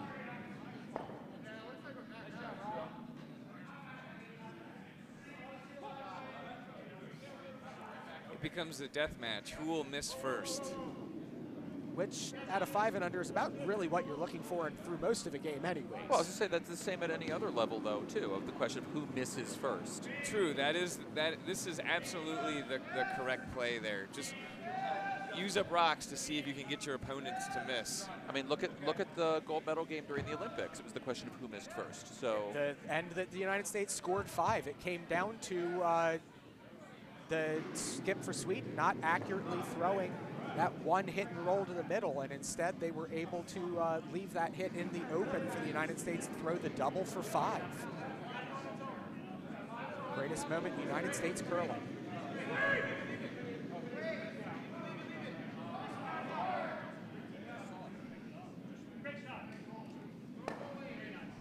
And yellow is able to successfully tap back the red rock and leaves them sitting just short of the button. Now red is going to have to answer that by doing the same. We're sitting right on top of it, which will make it equally, and if not more so, difficult for yellow to score that second point later. Yeah, I think that's the primary here. If you're red, you're probably trying to move them off of the button. Fortunately, they're already off the button. All they have to do is sit on top of it, and they're practically covering the button. If you look at the screen right above your head, you'll have a better view. That being said, I think the freeze is the best play here. I agree. Because you're trying to steal. And that is really nice. It just created a little bit of separation, but fully undercover. So red is now sitting in shot position and firmly in control of this end. Courtney, to answer your question earlier about which keg kicked, it was the loose cannon. Which is a popular Loose IPA Cannon, a from- personal favorite. A very excellent IPA from a local brewery called Heavy Seas. So if you find yourselves at the Dykes and you have some spare time, it's worth a trip. Oh, it is definitely. They are a fun tour. Whoa, and the vice comes out wobbly, almost falls over. And that rock is wide of the broom because of it. It is not coming back. This should be interesting. Gonna flash the main Ooh. one, flash the back one, and Crunch. just barely take out and roll out on the back red rock. So they removed a red rock, but neither of the red rocks they wanted to remove. This allows red an opportunity to throw another guard to the top of the house, really plugging up that port and making it extremely difficult for yellow to score. Hey, now, we don't need to be encouraging Chip to be watching spanking. Wait, what? Oh.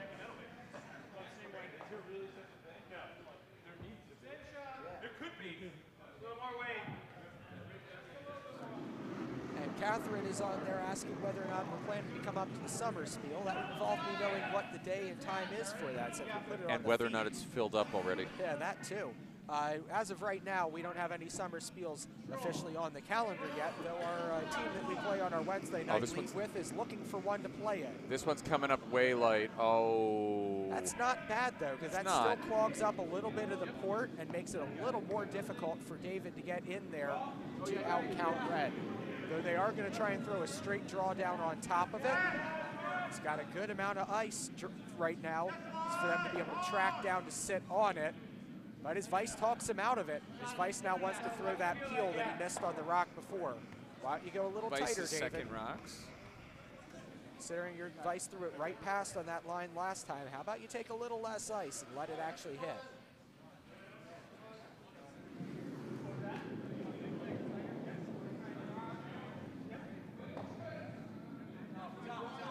Well, that one's coming down like a rocket. Will it curl enough? Just enough. Just to get a enough. piece. It moves that red rock over and out of the way of anything relevant, so it did the primary job.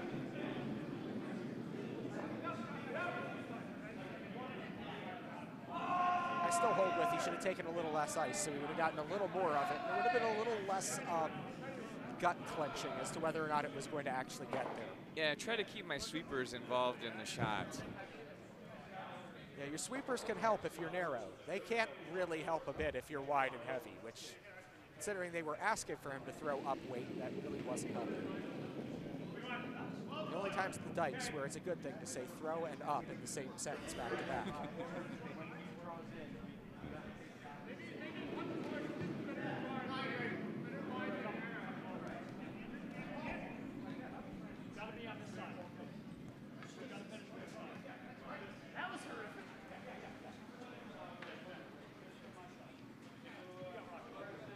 Based on the broom and what they were signaling ahead of time, I'm going to presume that Red's just trying to put something back up in the line that Yellow just peeled, and once again try and put them in a position where they don't have a whole heck of a lot to shoot at. I think this is one of those situations, though, where a two-guard, something in that range or a little bit higher would be wonderful. Eliminate the chance at a run back or an incidental hit. I actually might try and show, if I were Red, I would try and let Yellow see just a little bit of my red. Just tempt them to make the hit and jam. Yeah, which they may have accidentally done, even though that wasn't the intention. In fact, they pretty much left that as the only shot that's really there to remove that red rock, which is going to be an extremely difficult play. And they're going for it. Well, no guts, no glory. At this point, they really can't afford to give Red any more points, and they have to score more than one on this end. So be aggressive, try and make the play, and worst case, take your free beer at the end of the day. Booyah. Nothing wrong with free beer at the Dykes. I'm not quite sure what they just did. They did some sort of little hand-waving gesture in the air. Maybe they were praying to some deity for this shot to actually work out. Don't quite know, but we'll see what the result is after that little ceremony down on the other end.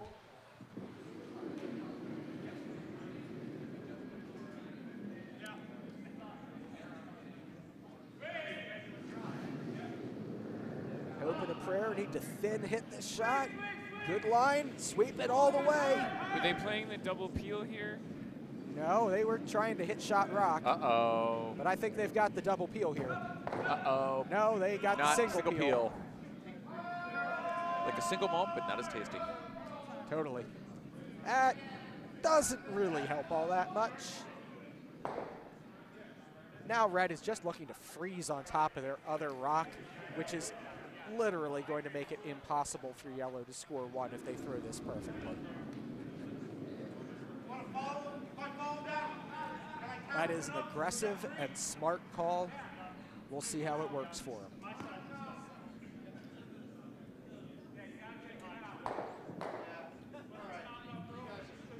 Looking over at the web feed, apparently Rob Chester is mildly offended by Churlo's statement about spankings. Well, are you sure that is mild offense? Either that or interested. There you go. Watch spankings, Rob? I would not judge. I do not try to make opinions on those things. Looks like it's a little light for it's all over the way to curling. freeze. Yeah, it's going to clip their guard, which If you get a won't little be bounce terrible. off here, that's kind of okay. Just Ooh, don't that's- open it up. Oh. And there's an opportunity now on the other side of the red rock to thin hit this and roll just a little bit back to the middle for two. So you're saying there's a chance. I think we need more. And this would be hammer. This is hammer. With the amount of broom they're taking, I am afraid that you throw that weight and you hit where you need to hit, your shooter rolls out. That's what I'd be I'd concerned be about playing as well. a little more ice and playing something more like hack or bumper weight. You really only need to move this rock into the 8-foot circle to out-count it. Yeah, and you want to keep your shooter sticking there in the forefoot. Absolutely. I wouldn't do this any less than back line with the port that's open, but at the same time, I wouldn't be throwing any more than hack. That's too much weight. As lively as our new rocks are here at Potomac, I'm expecting this rock to actually roll out if they hit the right spot to remove the red and not hit their yellow. Yeah, for those of you listening, that's actually the other insight there is Potomac has relatively new rocks within the last year. But he successfully does it. He makes the hit and roll to the outside of the house and scores 2. It's a fantastic job by David Uhl to be able to currently sit with the score, if I can see past people, at 6-3. Sorry, I really can't see right now through the people. 6-4, 6-4. So we have a whole new game here now. Absolutely. With only 2 points now, they can steal 1 point and end on the way out to catch up. They can try and blank this end, which would be difficult not having hammer. Or they could try and set up to steal 2 if the other team gets 1 with hammer. So there's multiple ways they may be able to claw back into this game now. Yeah, go. Scott, go pretty hard. Get it over at least. All right, since I know we have somebody watching for Sheet C, they just shook hands, which tells me that most likely, based on the score previous to when they did that and cleaned up the scoreboard, that the team from Rochester has successfully won on Sheet C. Currently on Sheet D, Potomac Team 5, skipped by Russ Kirkman, is currently leading by a margin of 10-3. And on Sheet A, Broomstones and Potomac 9, skipped by, I believe, Chris Richard, but it could be Michael Ray. I'm not entirely positive. The shooting order on that team is currently tied at 5. Red's first rock doesn't look like it's getting over the hog line here, so that's going to get just kicked out of play and moved out. It looks like it's going to be what we call a hog, unless I am severely mistaken. Nope, it hogged. Oink, oink. That lead owes a sweeper a beer. Feed the piggy. Center.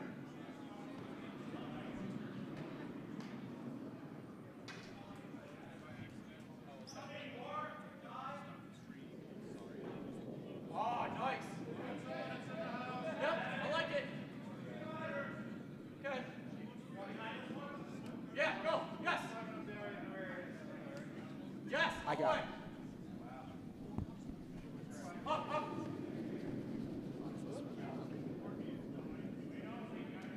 Good shot. Yellow manages to draw in under the corner guard. Will it stop? It does stop in the back of the house.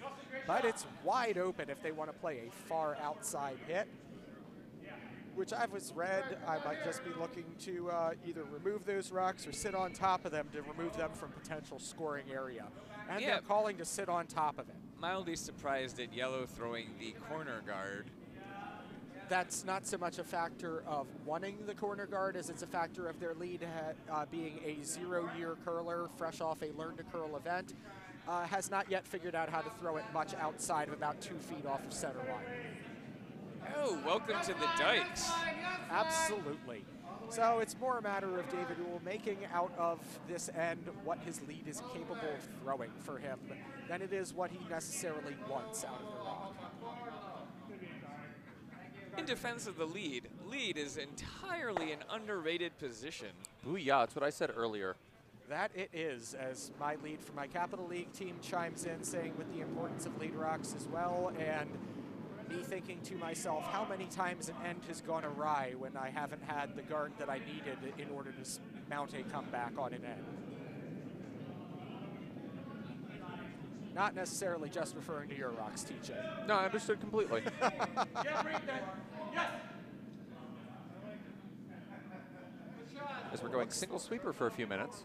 And looks like Yellow is trying very hard to set things up with a center guard. And looks like the game is over on Sheet D as Potomac 5, skipped by Russ Kirkman, finishes off the win. I'm not sure what the exact final score was, but considering they were up by 5. 7, Yeah, 7. going into that end, it doesn't really much matter. For all the people who watched the Olympic curling and were a bit offended when the Swedish skip shook what looked like a shot early when they were sitting in position, there's a certain point where the etiquette of curling says you don't assume your opponent is going to miss a very easy shot, or when the scoreboard gets so lopsided that there is literally no way to mount a comeback. It is considered etiquette and polite to shake and concede for the game.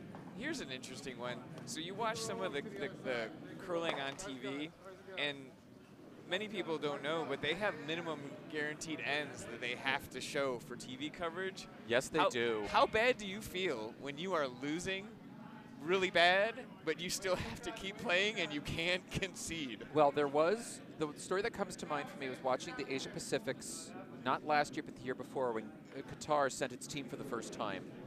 And they lost to South Korea 30-0 with 8 enders in the first and 6th ends because you had to play 6.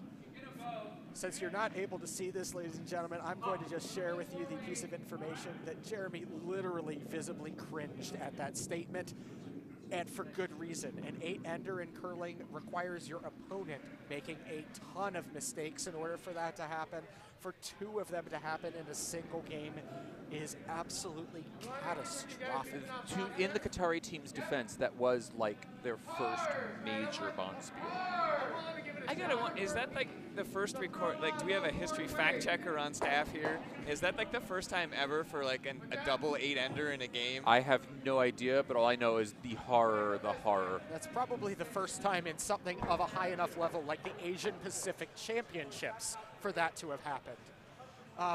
That's the equivalent of taking one of the teams we have out here today and putting them against an Olympic caliber opponent. It's not going to go well. I would disagree slightly and say, though, that I think the teams that are out here also, though, would get into the mode of hitting stuff in the house to make sure that that doesn't happen. And for the poster by the name of Alcafluence, I might be saying that would be a preferable situation to be already off the ice drinking.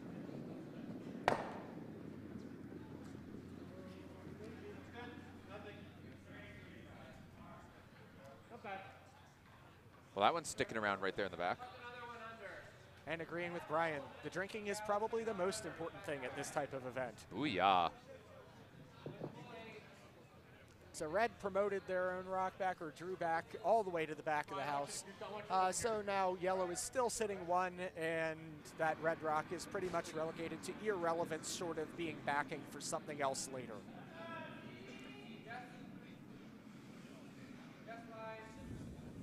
Yellow trying to draw in on that side again. Leaving the middle alone, which perhaps gives red an opportunity to draw to the middle with their next rock.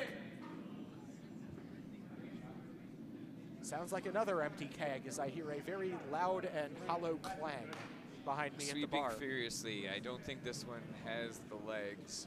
I don't think it's getting there either, but we may be surprised. Nope, we're not surprised. It comes up short. It is a good guard on taking away that draw lane, though, so at least it serves a purpose later in the end. And red just decides to start drawing to the middle, which is absolutely the right play at this point. If they can put another point up the board on the board here in the 7th end, they're going to go into the last end up 3. Wait, no, they're calling a hit and roll underneath off of that new guard. I think this is a good call here. Keep your center open for yourself and your hammer throw. And considering how light Patrick's been on his draws all day, perhaps he doesn't trust him to throw a draw in at this point. Ooh, this is That's curling. over curling. Oh, wow. It's going to crash the red guard into a yellow, running that yellow out of play. Oh, really no. The result being you've junked up the center more. But the one, no, I was about to say the one fortunate thing is that it opened up the yellow. No, it did open up the yellow. You have a straight hit on the yellow shot rock right now. If you really want to play it far to the opposite wing of the house, which I don't know that I would want to do that with how few stones have gone really out that far. this is also a shot that I used to really struggle with when I was at this level of experience. Not that I'm not eligible to still be out there today and kind of regretting that I'm not, but If I let's put it this way, I would save that for later. If I were looking at the house the way it is, with my last shot as red hammer, I might try that to get my deuce. Indeed. Looks like yellow is trying to hit and roll off of this, which isn't going to get them into the house. So it really didn't improve their position, but it did put a center guard up in play, which does give them an opportunity to maybe hide behind it, but I don't see a good lane to get to that left anymore. Yeah, I think yellow just put themselves in good position here. You're controlling the front, and I think you might see them on their next shot try and just straight promote that up. Yeah, I'd agree. Just tap back that yellow rock into shot position, which is exactly why red is calling to get that rock out of there so that yellow can't do that. You know, Chip, the easier solution is the couches are in the back maintenance room. You could always crash there.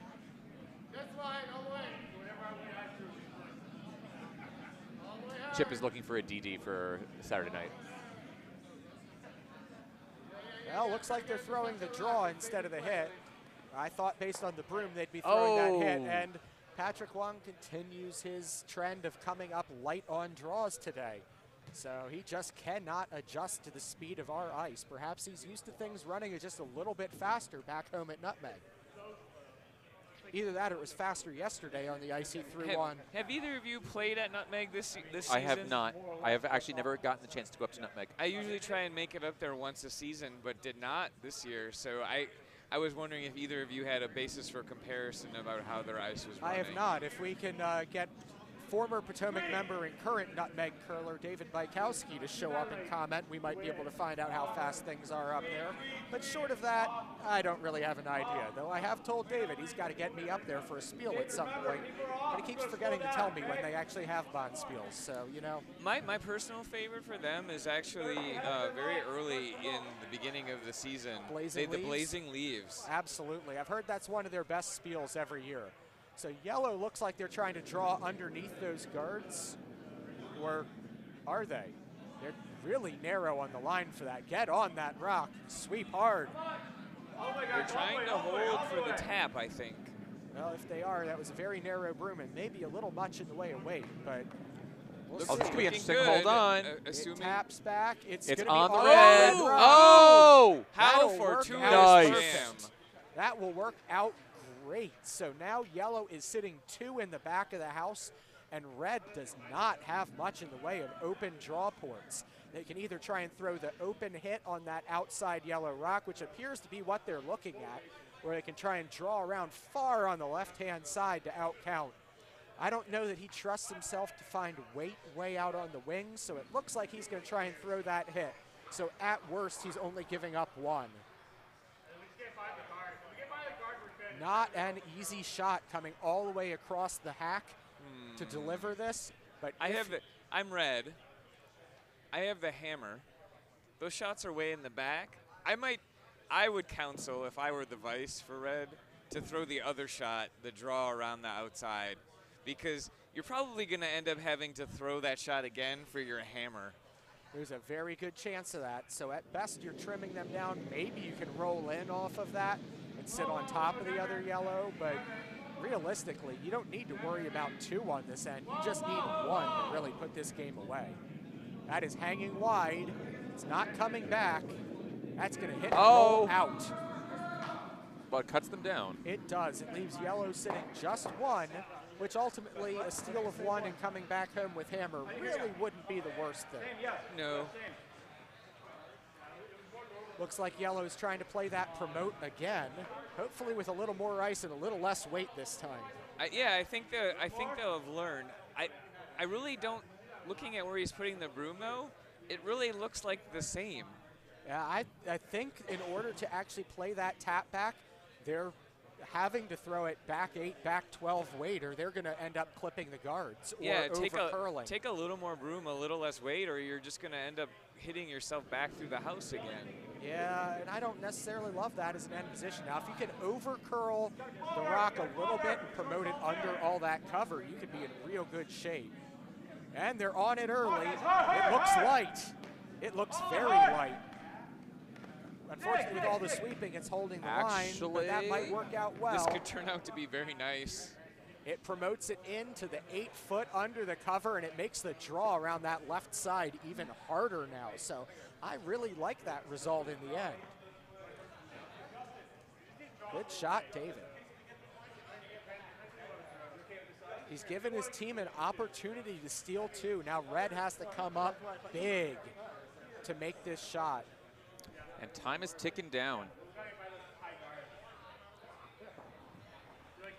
3 minutes and 13 seconds are left on the clock. That means that the rock for the next end has to be delivered Before for the first clock rock turns of the next red. end See, before that clock runs out. Here we are again.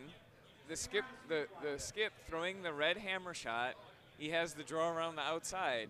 And If now he that he had threw the thrown hit it on for the one fir- before, he's if got he- to readjust to find the right weight. This is a brand new shot. He would have had the same exact shot had he thrown it on his first one. Ladies and gentlemen, that's called having an opportunity to practice the shot you know you have to throw at the end, which is something that is actually really useful for a skip to do. They may not be aware of the time as they're sitting there thinking about it. The longer they sit, the less likely they are to actually get that eighth end. 2 minutes or more, 2.5 minutes is more than enough time, and this is hammer. But it's just the issue of how long do you wait to set yourself up for this shot? Absolutely. They're going to have to hurry to clean those rocks up and get their lead in the hack to throw this rock if they want to get 8 ends in. A little bit of humor playing skip. Try and make things as easy as possible for yourself. So if you know you have a shot coming up, throw the same shot earlier so Hell you know yeah. what you have to do.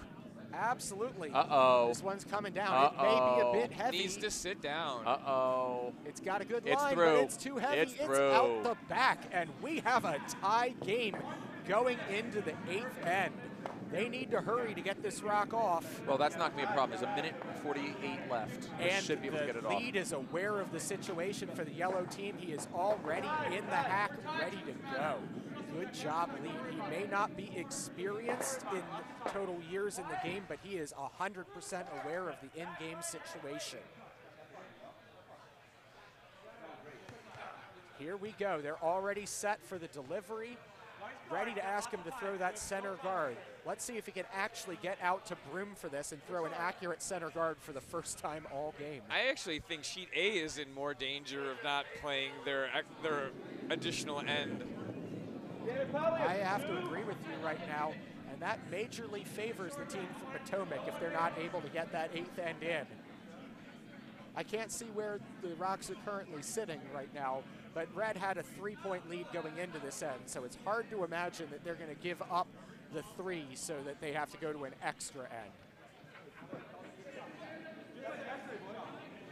And again, the yellow lead gives a corner guard instead of being able to get them something to the middle, which is not exactly what they're looking for without hammer in a final end. All Red has to do is keep the middle open so they have a draw to the center at the end of this game. I like this call for Red too. Just play to the wings, give yourself easy shot, sit there. I have made the mistake before, playing against a team from Nutmeg, in fact, in the Kaiser a couple years ago, where at final end of the game, I decided I was going to try and draw to the middle. A is having an interesting time. 7, 6, 5, 4, 3, 2, 1. They did not get in time. Somebody needs to go out there and inform them. They actually He is out there. He is out there. No, the person who's out there is looking at It's beers. Dobbs. Dobbs is right there.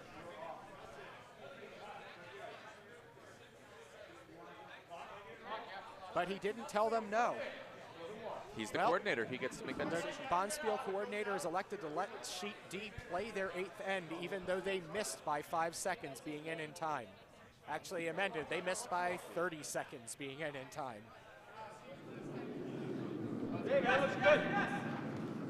Here comes the yellow rock. They are throwing a takeout on this, at least from the looks of it. And it's curling nicely. This is a good use of the lead's ability to throw the rocks right down the center line.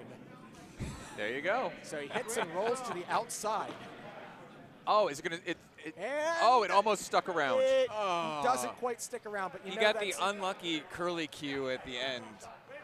it just spun out with that final rotation, which you know isn't terrible, but it's not great either.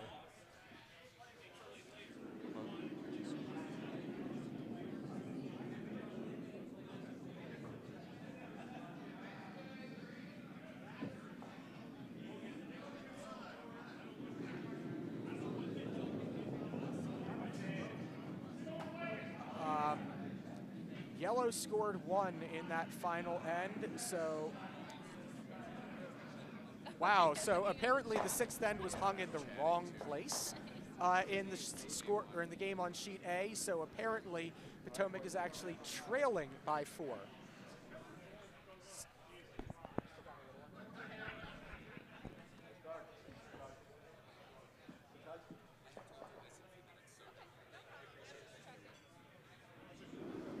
All right, so Yellow's trying to draw the middle or throw a middle guard.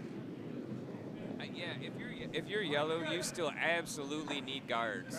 They are your friends. Center guards the entire way and making them throw accurate peels with red until you can throw another shot to hide behind it. Yeah, you really need guards, and you're hoping for a red miss. That's really all they can hope for at this point. And this one looks like it'll be just in the house. Guard by the free guard rule, you need to keep that middle clogged up so red does not have a shot to remove you at the end. Right. This is a good shot, and now you just hope that red nuts, right, and leaves you a nice guard. Absolutely. If they flash past, they're giving you an opportunity. Yeah, you either hope for a flash or a nut. I don't necessarily prefer it when another guy nuts on me, but I think in this case you can root for it. It's the Dykes. Wow.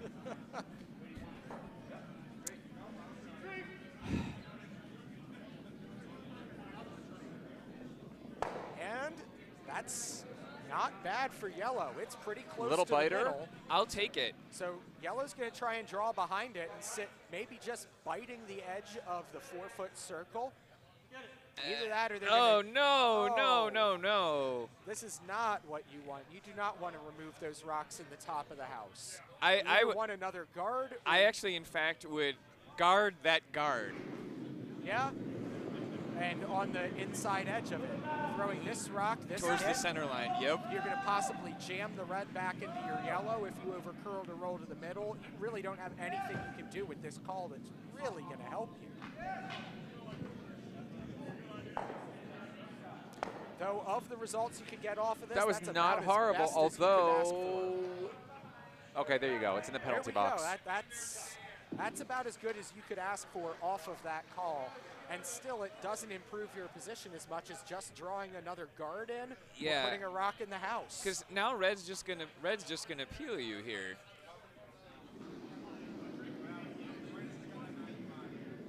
And yes, curling is nothing if not for double entendres about the ways that you can call shots. You know, I think Two Girls in a Game have had at least 2 episodes now on things that are said while broadcasting that just have too many obscene meanings. I played on a team once where we ended up by the end of the Bonspiel calling us team inappropriate, and ooh, you got a little round the horn up in the house action there.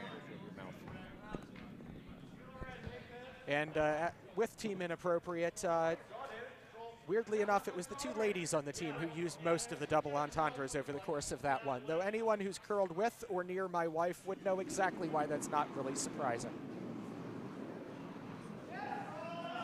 Good opportunity for Yellow here. Just draw in, and they're in shot position and well set up.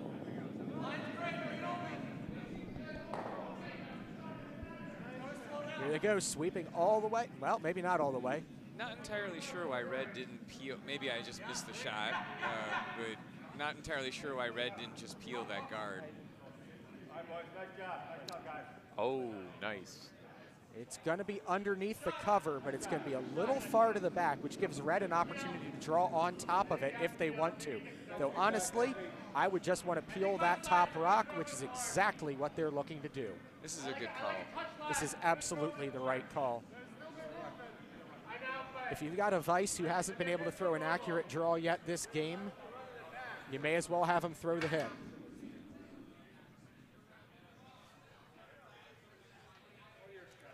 Leave yourself that draw onto the yellow backing for the final rock to win the game. Right out of the hand, it's a little narrow. Might be over curling. Get on that sweeper, stay on it hard. They may be trying. All the way. Oh, there we go, that's crossing the face. And it makes contact. Both rocks are going to be spilling out or sitting right on the outside edge. There, so they have 2 on the fringes. They don't matter to the end result of this. It's all about what happens in the middle of this end with a tied game in the 8th end. Well, bearing in mind, of course, though, that red does have hammer. They do, but it doesn't matter whether they get True. 1 or 2. 3, yeah. Whether this is a 1-ender or an 8-ender, the result is the same. Just to make a point, there's literally no way it's an 8-ender at this point. No, well, the point still is made, yes. Trying the guard here. Yes, he looks is. a It bit looks like heavy. it's over curling as well. He's a bit heavy as well. Yeah, that's going to come right into the forefoot, Ooh. maybe even deep. Just giving Uh-oh. backing for red to draw onto later. Uh-oh. That does not help their cause at all. The question is now, does red sit on it early? Do they throw the double takeout just to remove stuff?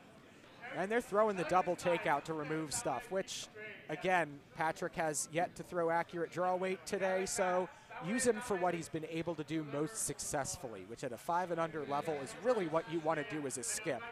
Know what your players can throw on a given day and make them throw it more often. I liked the skip's original broom for the double here, as opposed to what he's calling now. I don't understand this one.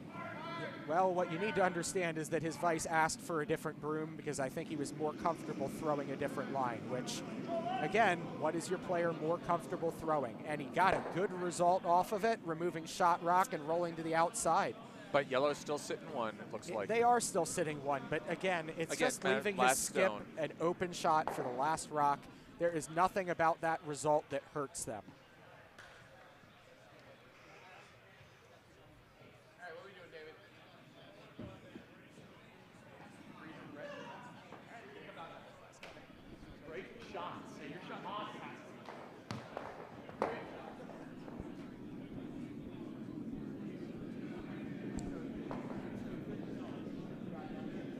All right, looks like they're trying to draw down on top of the red rock. If I'm yellow, I try and draw and I just touch the top 8. I agree, because right now you're still sitting shot. You want to be able to draw to a spot that leaves the other skip having to outdraw you. Whoa, David falls off balance on the delivery. He is narrow. Get on the sweep. What are you doing? The line is curling to the outside. You are not getting anything helpful out of this shot when it curls out wide like this. It is light, it is wide, it is all sorts of not helpful. Yeah, they might have got it to a piece of the house, but it's an irrelevant piece of the house.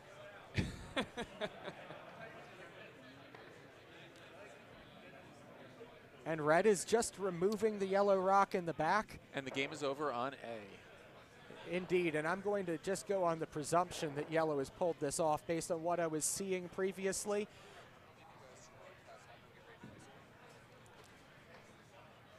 So TJ is stepping out to start working on ice prep for the next draw. What's the button to stop the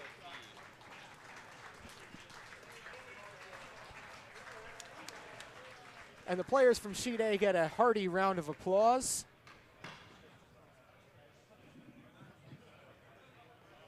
And now the only game left on the ice right now is the game you are watching, ladies and gentlemen, as it comes down to the final 2 rocks of the game. Final 3 rocks, excuse me. There's still one more red rock sitting over on Sheet C, which does belong to this game. They are sweeping all the way heavy. They're trying to hold this line. This rock is trying to overcurl, but it looks like they're going to get a piece of it and roll out of the house, which is just fine for the situation. It leaves red sitting 3 at this point. So really, the best yellow can do right now is sit in front of that other red rock and hope for a miss. Yeah, I absolutely like the freeze here, and that's exactly what they're discussing. Either sit in front of it or freeze on top of it and hope that yellow does red does something wrong at this point. With the miss on that last shot, they have run themselves out of options to be able to do something that does not involve a red miss at the end. The only other thing you could do is leave yourself just shy of that and hope for the jam.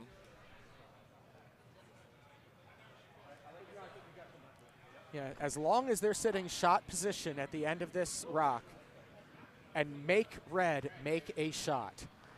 They've at least done as much as they can. Whether they sit in front of it in the 8-foot or whether they freeze down on top of that red rock, there's not a whole lot more that David Uhl can do than that. Yeah, at this level, the freeze is a great shot because you're forcing your opponent to have to draw to the 4-foot.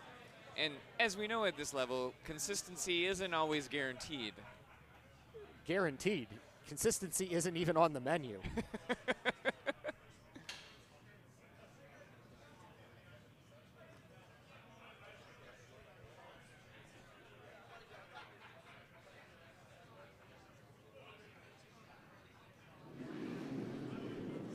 David's And last our shot is feed away. off of our double entendres has gotten really colorful in the last moment or two.